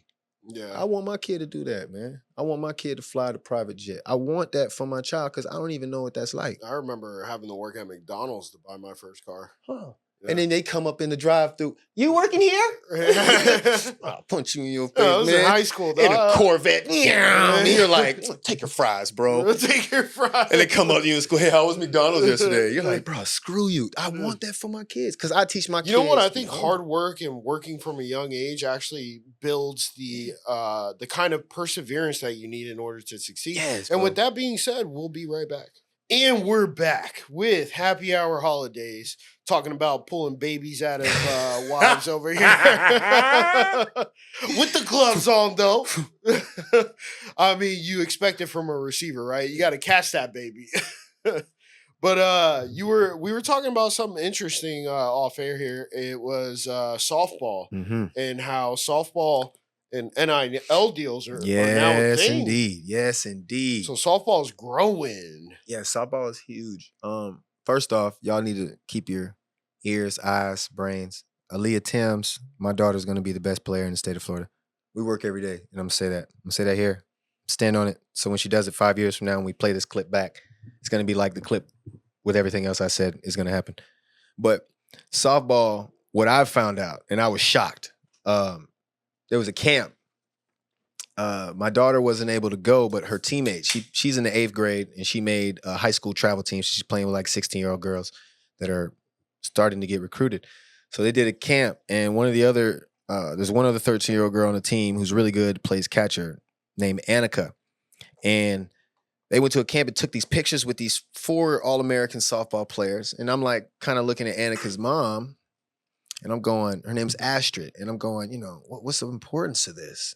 And she's like, you don't know? I'm like, no. Why don't they just go to school, get like 10,000 like us? She started laughing at me. I'm like, what's funny is, no, they're getting like 100, close to 80, 100,000. For what? She's like, for softball. For what? Softball? Are you kidding me? And that's now. My daughter's 14. 4 years from now, it's going to be more money in there. Because, the WNBA, they're so mad about Caden Clark's little monies. But I'm like, softball, and it's not just one team. It's multiple teams. I mean, Oklahoma's offering 60. Those girls, I think the on the roster, the minimum one gets 60. That's crazy to play softball. And their tuition's paid for, right? And come on. And the food's paid for because you go in there with the swipe card. You got the swipes. And you go in there and get your food. So they're getting just 60 clean. 60 clean. And if your parents were smart and worked on their credit score and put it on their credit card and then always made sure that credit card was ran and paid off, now you got 800 credit score, you go in there and get you a house. Mm-hmm. You ain't even got to stay in it because you in the dorm room. And if you're a student athlete, you got to stay first year on campus anyway. So then now you got yourself an Airbnb. Thank you, mom and dad. Damn, dog. Just like that. That's what I'm going to do with bro, I'm telling you, my child is going to be something special, bro. She been around me my whole career. Took her to every single workout. She's been rain, sleep, or snow. She's going to be a dog, bro. And my goal is to get her all of that, to make her one of the highest paid, if it's possible. I mean, because the way they throwing this money at these kids, it's like, all y'all truly care about now, they're just taking what they used to do with pro athletes and they're putting it on kids. Now, the sock brands that wouldn't stick with the pro athletes, because the pro athletes ain't care about no socks, they now gonna stick with the high school kids. North Carolina just said high school kids can get paid in high school from the NIL. What? I think it was North Carolina. But they just had it. If a state is gonna pay a high school kid, that means Nike can walk up to your 16-year-old and just say, hey, you want to wear this shoe and take a picture? We'll give you $20,000. No just shit. Like that. You know what that does? That makes Nick Saban retire. That did make Nick Saban retire. Because now there's no control. This is what I was telling my daughter, just baby, focus. I just want you to focus. Let's not focus on anything else but what's in front of us. Where the world is going. These coaches now, all the team players that are like me, that you had to deal with these ignorant ass coaches with his mouth that think my check tells you what to do even though you're the player and you're right, but I think I'm right. No, that NIL deal is going to be like the NBA, where they're going to look at you and go, damn, the Lakers didn't make the playoffs? All right, Darvin Ham, get the hell out of here. It's your fault. It's fault. What about the scouts? What about the assistant coaches? We just going to fire the head coach? I'm wondering, man, is it going to get to a point where maybe they are not playing for a school, like a high school or a college or whatever, and they're just playing in competitive leagues and these players are going to be getting paid? Absolutely. So, like, competitive leagues. And I'm thinking about soccer because that's what I played, right? And I played in rec leagues and I played in competitive leagues. Mm-hmm. And, I mean, if it's going the way it's going right now, competitive league players are going to be paid money. Bro, they're not even going to go to college anymore. It's going to be like how it is for soccer, where they're trying to grab you out of high school. Like, no, don't go to UCLA. Come over here with the team. Actually, it's going to be like in Europe, where you go to an academy at fucking 13 years old, 9 years old. You're playing with grown-ass men. And they're just going to train you all the way up until you make it to the bigs. And bro, they're gonna be paid to do it. Bro, it's taking the power away. I love it for the athletes, but I would say so. And the families, and right? the families, but Yeah. like what we said, when I got in the NFL, I didn't know at the time. I just heard about people that are taking advantage of you. I was taught at that time. I didn't know before. You throw this money at me when I'm 16, 15, I'd have gave it all away. You know what I'm saying? You don't, mom, oh yeah, you're my mom. Here's $250,000. We got moms out here wearing Chanel in the projects because they son 5-star. Like, it's sad, bro. Like, I love it, but it's gonna mess it up for colleges. We're not gonna see 4-year players anymore. Do you really think college is necessary for an athlete, man? Football, yes. Football, yes. Basketball, no. No. Absolutely not. I mean, Basketball, you had no. Kobe go from high school to the NBA. You had MJ go to college, North Carolina. The moment they opened up that G League for the high school kids, it's over. For the NBA. It'll be similar to if they could open up XFL or the CFL, because Canadian League's easy. You could open up that. Well, now they for high got school kids. the UFL, right? Yeah, that type of stuff. So that's where they're like, and I remember seeing this on like a Hard Knocks. Hey, some of y'all are going to be cut, but if you go play for the CFL or the UFL, we'll still be looking at you, and maybe you'll be brought up. So it's like a minor league almost. Yes, it is minor league. CFL, bro. I mean, baseball's they only work had it 4 around, hours a day. Baseball's had it for what? Minor league. That's what. Yeah, bro. They have AAA, single A, double A.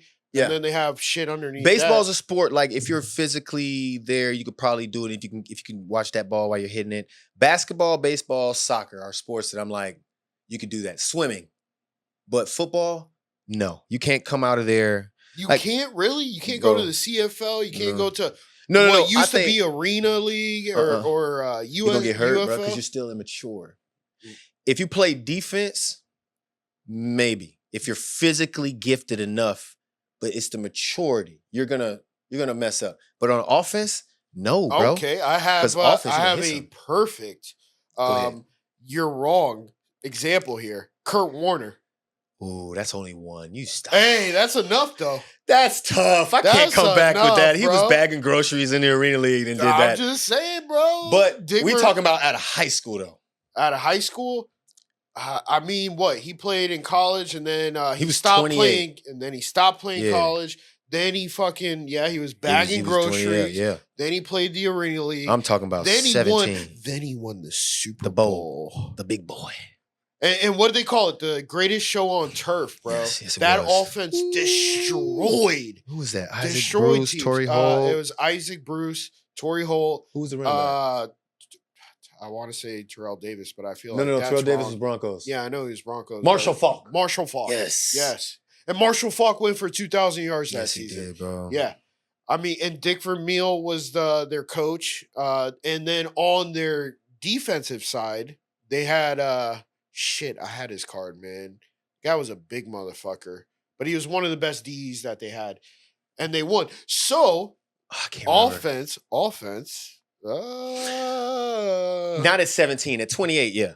But not at 17. Like, for instance, we could take 2 players. Alabama's wide receiver, Ryan Williams, that paints his fingernails. Guys, stop doing that. All right? Stop. The 17-year-old? Stop making it cool. Yeah. And then Ohio State's Jeremiah Smith. Did he say why he paints his fingers? Really, in America, it's the OBJ effect, I call it. Because I didn't realize how they painted copycat. Black, right? No, they painted all types of stuff. You remember when OBJ did the mohawk? And everybody started doing the mohawk with curls? I think so. And it's like, then when he cut it, everybody cut it. That was like on his wave and stuff. People do that. The boy that went first round for Duke made it popular because he was killing, dropping 20 a game, shooting threes, and he went first round to the Sixers, and he's painting his nails now. Okay, Caleb Williams paint your nails. Okay, you want to paint your nails.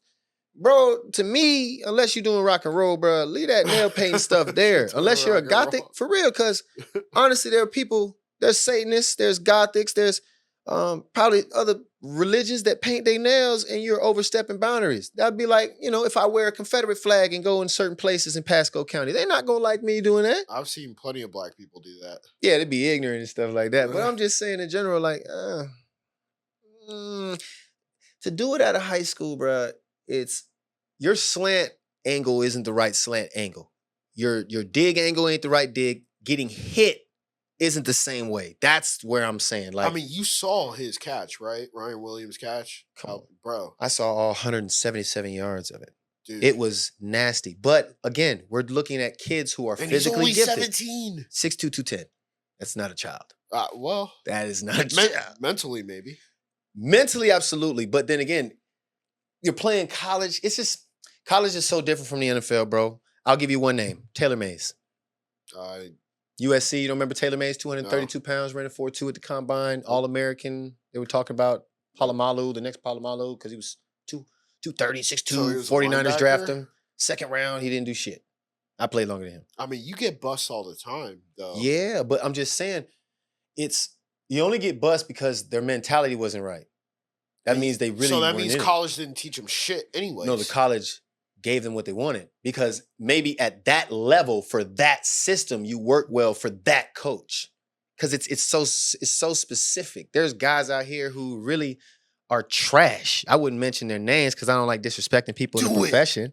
But when I play for specific teams and I beat guys out, and I'll be sitting in the house, just crying because he's like, man, I made another season. I'm sitting here thinking to myself, like, bro, I've literally picked up this football at 17. You've been playing your whole life. And this is as good as you are? Like, you suck. That's me. Like, if I beat you out, this is me. If somebody who did not touch this thing, did not go through what you went through as long, beat you out, they're not better than you. They just wanted it more. That means you gave up. You became complacent. You said, no, I got this because I always got this. No, you don't. You don't know the situation guy got going on. And that's the issue. You put a freshman, 17-year-old, against Jalen Ramsey. Are you talking about? You put Ryan Williams in the league right now, lined up against Jalen Ramsey. Jalen is going to beat him up. And then when he finally gets off the press and runs in the middle of the field, the little Alabama receiver, let's say if we were to put him in the league, he's going to have to field that linebackers. And this ain't, I get the SEC, but I played against him. What if you put him in the UFL? What if you put him in the CFL? I like him. Yeah. I like him because Canada was like, all right, I had 150 in 2 quarters. Or like 130 in 2 quarters. And I only played like 12 snaps. And I was sitting at home and then they called me in October to go to the playoffs and I went over there and I did that. That's facts. You can look that up. I have one of the records up there and I didn't even try to get it and they tried not to let me get it. So you're saying it's that easy? It's not hard. People go up, you play 21 games. People get excited because you get 1,200 yards in 21 games. If we played 21 regular season games in the NFL, how many yards you think Calvin Johnson would have? I mean, what do you think Randy Moss would have did? This is nothing badgering Canadian football players. I just feel like UFL. Well, they're not only Canadian; they're from the U.S. Yeah. It's just the talent doesn't change. No, there are certain players that can play down here. Alex Singleton for the Broncos, perfect example. Played for Calgary Stampeders. I played against him when I went to Canada. Excellent player, hard worker, effort, dog, pure dog. Towards ACL and played the whole game. Dog. But when it comes to the NFL, that is the peak. It's not. Understand this, guys. These other leagues are exactly what it is to baseball. It's minor. These guys are missing that one thing. The thing right there. The NFL, everybody has it. I was 210, 6'3", 40-inch vertical, 4.38, 22 reps at 225. That you're not finding that in Canada. You're not finding that in Arena League. You're not finding that anywhere else. I ran 25 miles an hour with no hands on a speed treadmill. It's on YouTube. You're not going to find that in Canada, bro. It was a bunch of me's in there. In Canada, it might be one U and then, or when I went to the AAF, it might be one U and then maybe somebody else might be similar. Or like for me, when I went there, it was Charles. He played for the Vikings, bro. He ended up taking my spot. They cut me for him. I forgot his name, but he went D2, came out, got drafted by the Packers late, balled out, went to the Vikings, went for like 1,300 and then got hurt and ended up coming to us. That's when I saw the business at 30. I retired after that because I said, man, I ain't going through this shit again. Watching somebody your size, your height, your speed, do what you're doing just 5 years younger. Do you think it's like politics? It's a lot of things. It's what they want to do. Like, a lot of coaches didn't want to deal with me. Like, I'm like Well, you this. said you were immature, right? Yeah, I want the ball. Like, Yeah. I want the ball, bro. Don't have me run 40 yards down the field. Don't throw the ball, bro. Especially if it's one-on-one. Yeah, and that's kind of what Throw I'm the ball. saying. Like, do you think it's politics, locker room politics, where they're It's like, what- you know it's- what, maybe B might be a little too much right now, so I'm not going to Yeah. throw it to him or something like that. Absolutely. I used to rub a lot of quarterbacks the wrong way. I used to, bro. But that's where I'm from. Go to where I'm from. Go to Carter Park. Go to Bass Park. Go to Lauderdale. Go to Diller High School, Diller Elementary. Go around this area. I'm assuming you were open though, right?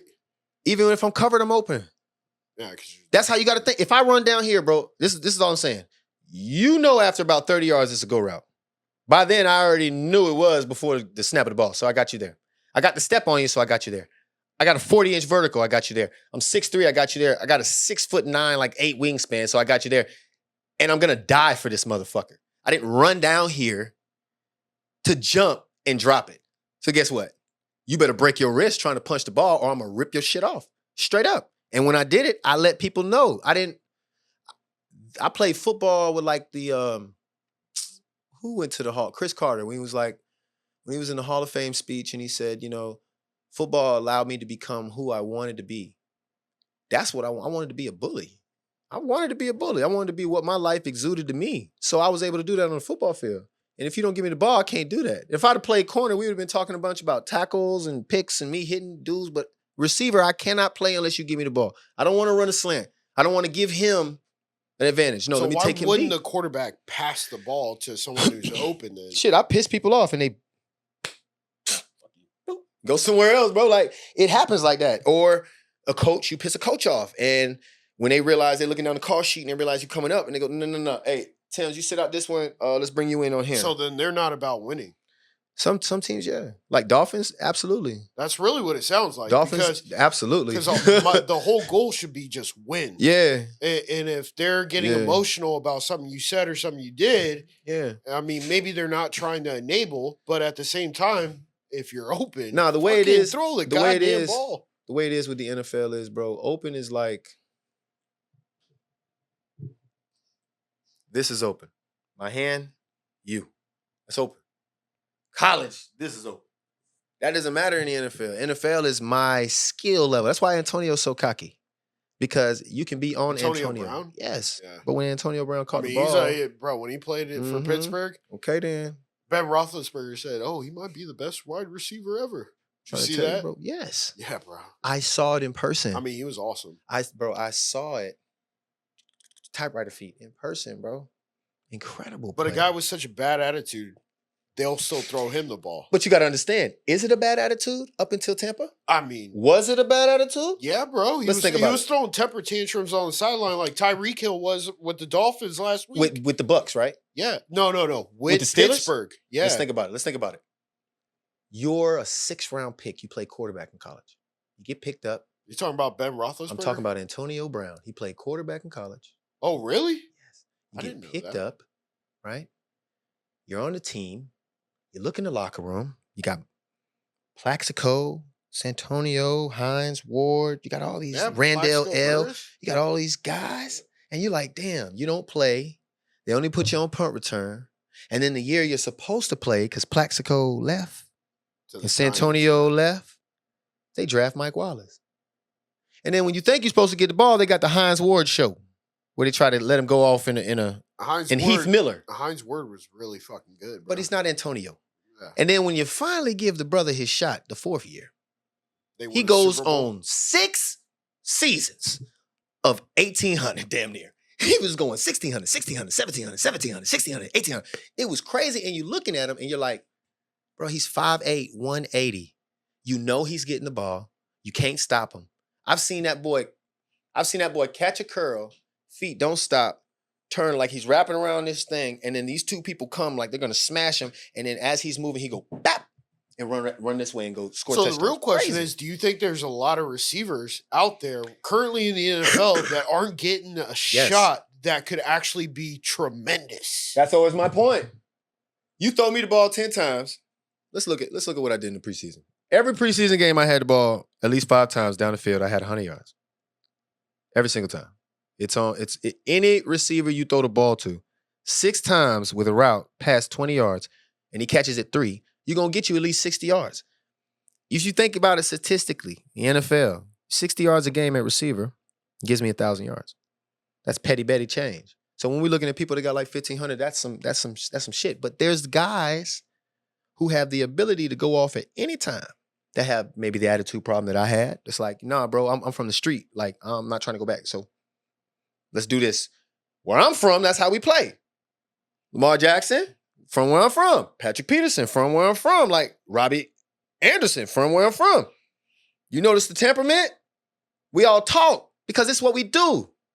Y'all go in the snow, play with your toes, go to the beach. We're not doing that. We going to the field, bro. We in the street. We got no shoes on, playing football, like hitting, like for real, bro. We talk about this in lunch. It's a different breed. There's plenty of me's, bro. I've met dudes like me. I've met dudes better than me. Like I always thought, this is me personally, I always thought Rashard Matthews that I played with was a dog that played with Colin Kaepernick in Nevada. I thought Marvin McNutt that played in Iowa he's an all-time leading receiver. I thought he was a dog. I thought he was better than me. Like, there's certain cats that I'm like, damn, they never really got a shot to be the man. Like, it's like that. There's running backs like that, bro. Remember Jonas Gray when he ran for 300 yards a year? We won the Super Bowl and then you didn't hear about him again? Ran for 300 yards on the Colts, broke a record. His name is in the record books. Never heard about him again. Because of mouth. You run for 300, man, kiss my ass. Yeah, that shit kind of sounds petty coming from, How else do you control the athlete? As long as they're producing, there's no reason to control them. You would think so. I used to think that way. I mean, isn't that the way it should be? Because you want to win. Yes, right? The one goal is Super Bowl. There is no other goal. That's what you're thinking. And if you have athletes that can produce, but you're not giving them the ball, I mean, essentially, you're dooming yourself. It's, in my opinion. I thought about it like this because I used to talk to my wife about it a lot because I had preseason after preseason where I'll go crazy.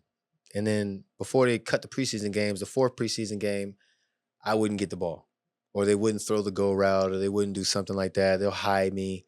And it happens a lot and you'll have the conversations with people. But the thing that you have to understand is you could do it 2 ways, man. You could do it my way. We just say, fuck it, bro. I'm just going to go do something else. Or you can do the Patrick Beverly, You can just keep punching the clock and punching the clock and punching the clock and getting cut and getting picked up and getting cut and getting picked up and getting treated like shit until that one team gives you a shot. And then now you're making your money. Everybody respects you. I just didn't have. Who's Patrick Beverly? The NBA point guard, like defensive okay. dog. I thought we were talking about the NFL here. No.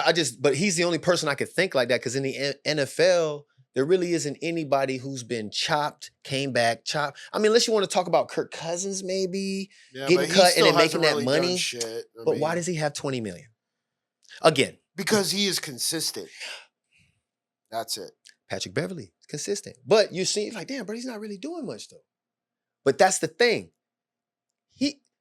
Cam Newton's better than Kirk Cousins, possibly. If you gave Cam a whole year to work out, he might go back out there and do some things. But he ain't winning a Super Bowl. But neither is Kirk Cousins. No, neither is Kirk, bro. You know what? It's Ryan Fitzpatrick. He was so good, bro. He was consistent. He won games, but when it came to the playoffs, it all seemed to fall apart. The Bucks, we had him. Then he went to the Dolphins and went ham a little bit with the Dolphins. He did. Then he went to the Bills. Had Stevie Johnson was going crazy. And then before the Bucks, he was, I think, in Arizona, right? Mm-hmm. Yeah, journeyman. Josh Johnson is the journeyman. Johnson. He's been to like almost every NFL team. He was playing when I was playing, bro, and he's still playing. He started a couple games here and there, but he's always the 3rd, 2nd quarterback on the depth chart. That takes a different type of man. If I know I'm better than you, bro. That's a career backup, though. But just in general, think about this. You don't do this to be a backup. No, you're not of course not. You're trying to start. Okay, excuse me. Yeah. So think about it like you do 15 years of a sport where when you grew up before, all the way to college, you were always. And now all of a sudden, you're making this money, you doing it, but that recognition you may have felt you were going to get, it's not there. Now they say you suck. Man, why is he still on the roster? Every time training camp come around and they put the depth chart out of everybody who's going to get cut, they got blogs of you. Oh, he needs to be cut. He been here last year. He ain't do nothing. I ain't do nothing because the coach ain't called to play. If he don't call to play, I can't get the ball. That's a different position though, right?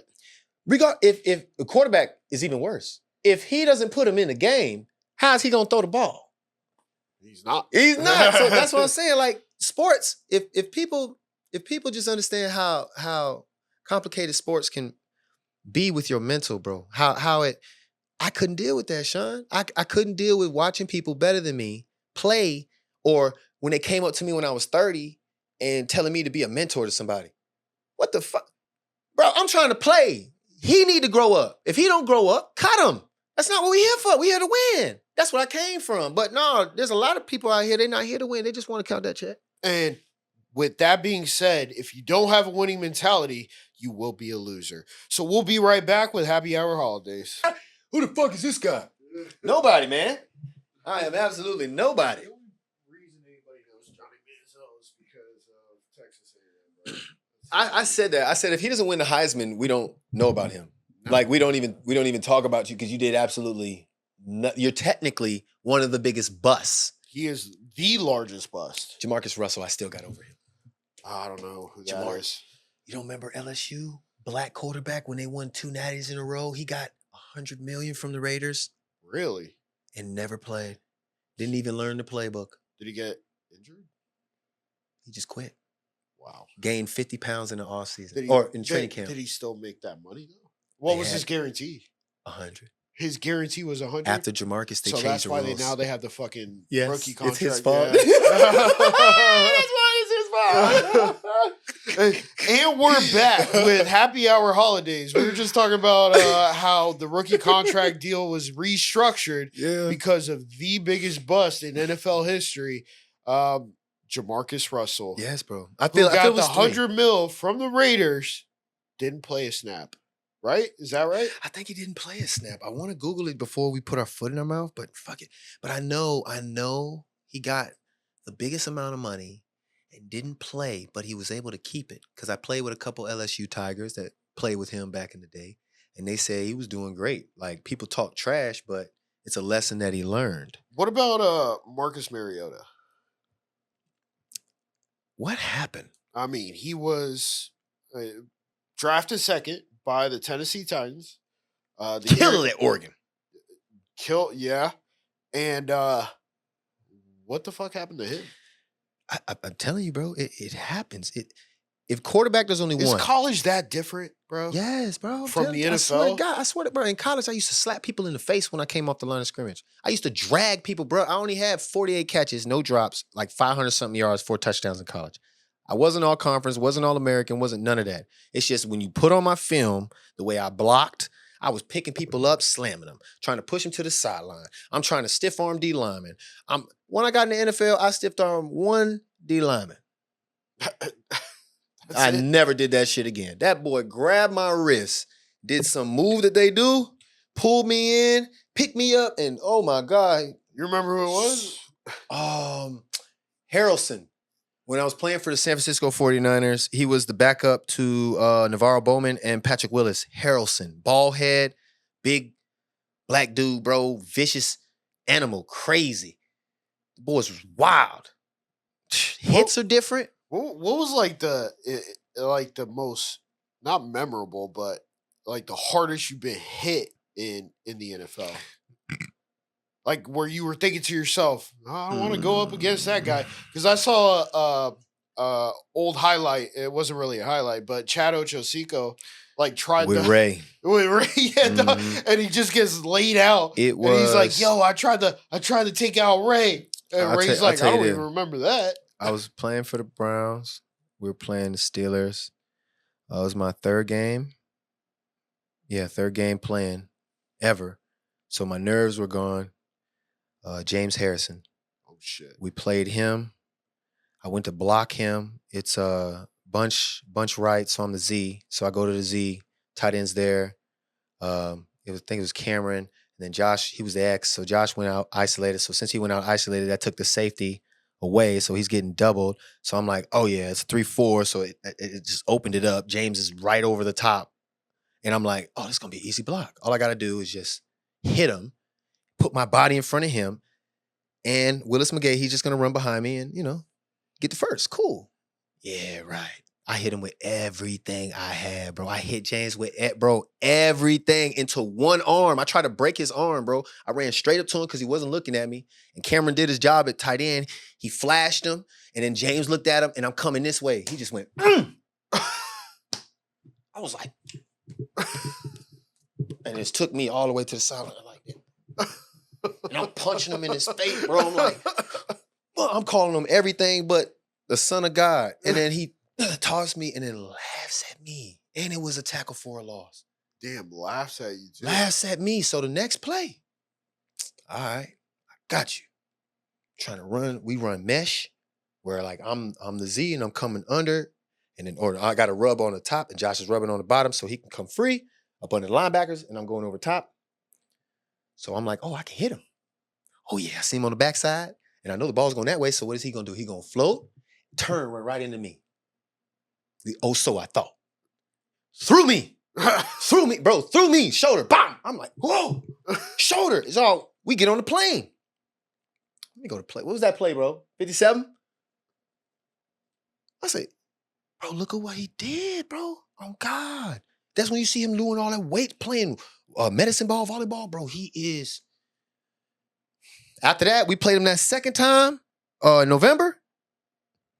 I was like, oh. Bro. No, bro. Because it's you realize I never had this happen to me in Canada. Never. You realize you in the NFL when you get hit by somebody and you're like, fuck, it felt bad, and you watch it and you're like, damn, that's how it looked. And you see everybody else. So it's bad. Ooh, he did hit me hard. It's different, bro. College, you may see a dude, but it's like in the NFL, everybody's doing their fucking job. They have to. Money's on the line. College, they ain't gonna, come on, bro. You ain't always gonna do your job. I mean, what is football? The percentage of high school football players that make it to the NFL, isn't it like less than 1%? 3%. 3%? It's 3% of the population is played. It's probably less than 1, maybe 0.7. So NFL is elite of the elite. Yes. Because it's 3% of then what, high school, then 3% of college. 3% of the entire population. Jesus. Of the United States. Yeah. It's you only got what, 53-man roster? That's it. Plus another 10 on practice squad. So you got about 63, 64 guys on the team. And then 32 teams. 32 teams. So you're looking at about maybe like a couple thousand players. 1,800. Yeah. That's it. That are the best at what they do. So you got to understand, we all get paid to work out as much as we want. Eat whatever we want. We got the money to afford whatever we want. So when people in other leagues say that it isn't what it is, it is what it is. It's just you don't know that because you didn't make it. What's the advice that you would give to someone that a high school student that would want or a college student that would want to make the NFL? Don't listen to a Canadian player. Don't listen to an Arena League player. Don't listen to nothing they have to say, because the reason they're at where they're at is because they didn't have what they needed where you're at. I would say listen to NFL players. Listen to trainers who train NFL players, because there are people who didn't make it that had the brain, just not the body. Their body couldn't do what the brain wanted them to do, but they can coach you to do it. Like Gold Feet Global in South Florida. Dog. Pure dog. Coached plenty of people, including me, after my Achilles. And he's a dog. As far as depicting how you move and getting you to be where you want to be, you got to focus on where you want to be and stay there. You listening to people who didn't make it, they didn't make it because they got distracted. So eventually you're going to run across a conversation of their distraction. I don't like distractions. I don't even like to hear people say I can't do something around me. Don't say can't or I won't do it. No. Anything's possible. If you adopt that mindset is only adopted by NFL players because it's the top of the top, the cream of the crop. I know what it takes. I know how fast you got to go. I know how high you got to lift or how high you got to jump, how much you got to lift. Those are the type of people you surround yourself with. Not a bunch of people that's like, oh, you were drunk that last game? Oh, okay, yeah, that's cool. It's pointless, bro. So what would you say is the biggest obstacle you have to overcome in college to be noticed by NFL scouts? Yourself. You got to get over your fucking self. You got to understand that Just like drop ego. Is that ego what it and is? super ego needs to go out the door. You need to be yes, sir, no, sir. Thank you for this blessing. Thank you, community, for accepting me. Like, there are 6 receivers. I'm gonna put it to you like this. My boy put it to me. There's 6 receivers on each team, 32 teams. You want to shout him out, your boy? That means Deontay Thompson told me this. 6 receivers on each team, sometimes 5, 32 teams. So you do the math. It's about 180 players in the fucking world that do what you do. That's it. That's it. And there's 7 billion people in the world. You feel what I'm saying? Yeah. Why would I listen to somebody who never been there and the only thing you played was in Canada and arena? Why would I think that you would understand what it's like to be one of the 180 people in the world doing this? Like, that's the mindset. It would be like, boom, you want to meet the best podcaster in the world, or you just want to meet somebody who's hot? You want to meet the best guy in the world because the best guy in the world is going to teach you how to fish for years. The guy who's hot right now is just going to teach, hey, this is how you catch a salmon right now. I can teach you how to get the shark right now. We don't want that because what's here today is going tomorrow. What I have to work for is the goal. What I have to work for will take me to my goal. CFL, Arena League, if you want to smoke and drink, go ahead and do that shit. That's where you're going to be. If you think you're going to get some money out of that and going to the Hall of Fame is cool and all that and not seeing your family for 6 months and not being able to do all these things and making half the money because Canadian money isn't NFL money. They take your money. You got to pay double tax, Canadian tax and American tax. Y'all wake up. Do these people's math. Stop letting these characters from Canada gas you up because they're broke. Stop it. You have to mandatorily sign a 2-year, $50,000 deal. Get out of here with this false hope to these kids. These kids want to go to the league. Coach them to go to the league. Tell them to do the things you didn't do, the distractions that you made. Not, oh, I'm hot now. I'm driving the Benz. Nobody cares, bro. That's the stuff that be pissing me off. I'm trying to tell people like, bro, like, what do you want to do, bro? Do you want money for your lifetime? Or do you just want people to say, oh, yeah, he's still playing? I'm like, bro, I don't have to play football again because I did what I was supposed to do. I wonder, could you? Yeah. Yeah. I could. I retired I didn't retire because like my body, I retired because like my mind, my pride really, because I take, the way I go about law and law school and everything, I work every day. Which he's about to take the bar. In July.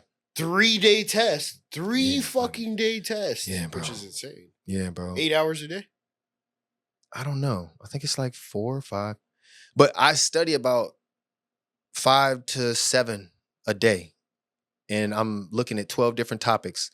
I treat it like football. I break my weaknesses down and my strengths. And I try to encompass my weaknesses more than my strengths until my weaknesses become my strengths. So out of 12 topics that I have to study, I'm like breaking down like 8 topics over here I suck at and 4 of them that I'm good at. And I'm like, okay, I got to get better. And it's constant multiple choice, constant punching, almost like push-ups, almost like sit-ups and dips. And I'm doing all this shit.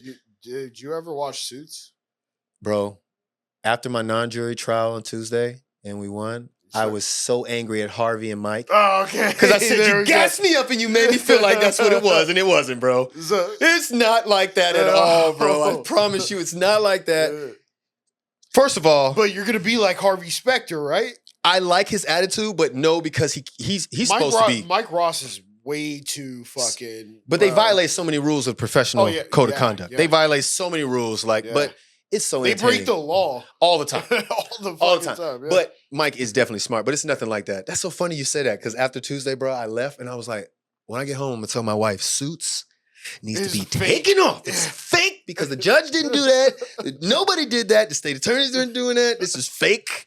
But yeah, bro. It's hilarious because every attorney that we've had on the podcast, we always bring up Suits and they're like, bro, that is not how real life is. It's not. They are breaking so many laws. So many, bro. Like so many ethical rules. Like just in my head, just floating. Just conflicts of interest is crazy. Yeah, but Harvey Specter's that, bro, in that show. Harvey, he is a cool ass dude. Harvey does everything wrong that substantially questions his right and fitness to practice, his trustworthiness, and his honesty. He violates so many rules of misconduct. I mean, he violated the first one where he hired an attorney that wasn't an attorney, Mike Ross.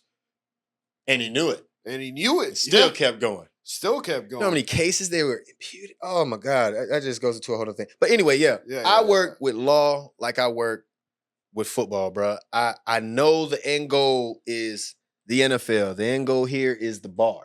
There's only a small percentage that passed the bar, just like there was only a small percentage that went to the NFL. So how I see it is, if I work harder than you, longer than you, more than you, I'm Kobe Bryant. You work 4 hours. A normal person goes 4 hours. So you're not LeBron James, huh? No. Because Kobe's better. Absolutely. I would never disagree with that, Sean. Oh. I would never disagree with that. Kobe, of course, is better than LeBron. This is making sure. The greatest Laker ever. But I learned from Kobe, bro. If you do Kareem Abdul-Jabbar. No, Kobe. Kobe, yeah, I agree. Gotta be Shaq? Kobe. Second. Yeah, second. Because he'll beat Kareem. Yeah. And he played for Orlando. So true. Yeah.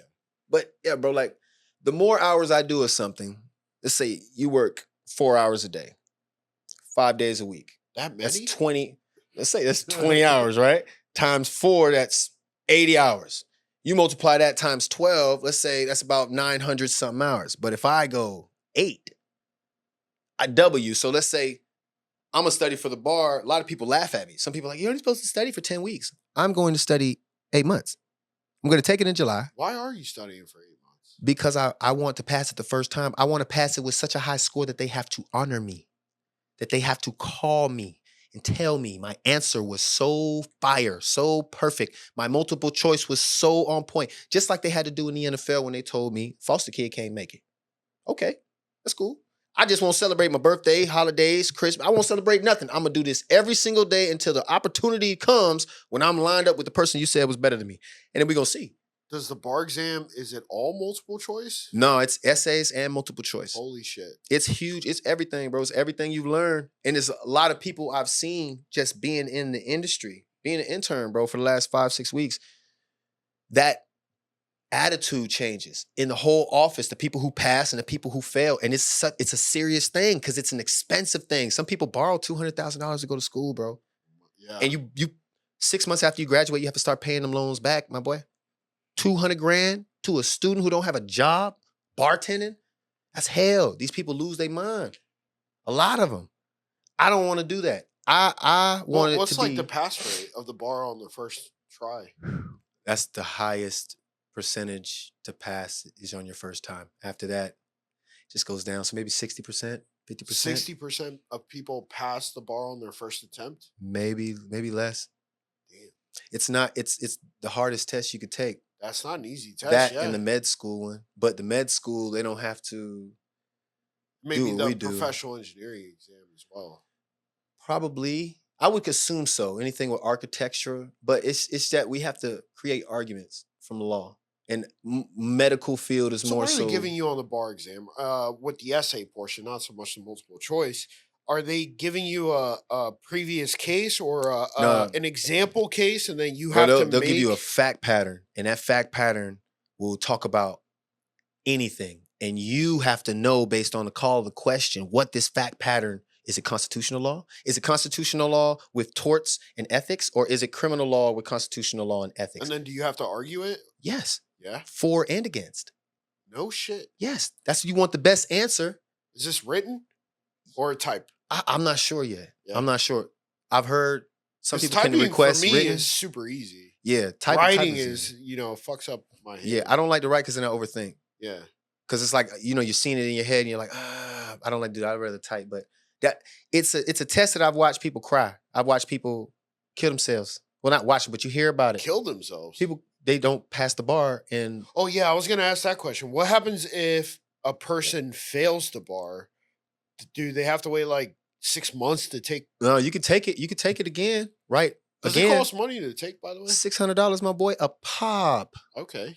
And if you late to file, that's an extra $325. So that's $925. So if the person fails the bar, they can take it immediately the next day? No, sir. You got to wait for the next cycle, which is another couple months. So you can take the bar in Florida. No, in Florida, you can take the bar twice. Once in February, once in July. All right. And I think November, but it wasn't this year. But I know once in February, once in July. So if you fail that July, you got to wait until February.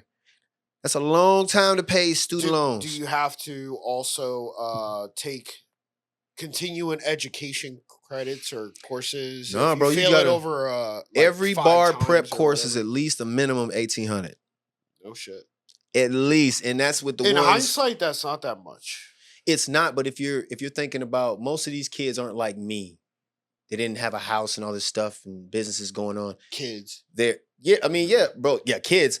Their parents pay for everything. The only thing they pay for is a phone bill. So they've been in school, bachelors, do 4 years, and they come over here and do 2 or 3. They're like, oh, I'm tired of school. I just want to get out. They're still in an apartment, bro. Like, they're still paying somebody else to live. They don't even know what equity is. They have no clue about money. They lost. No trust, no assets, no nothing. They got nothing running through nothing to hold nothing. Are you the oldest one in that class? In your courses? Bro, I got 50-year-olds, couple 50s, couple 40s. But what's like the youngest demographic?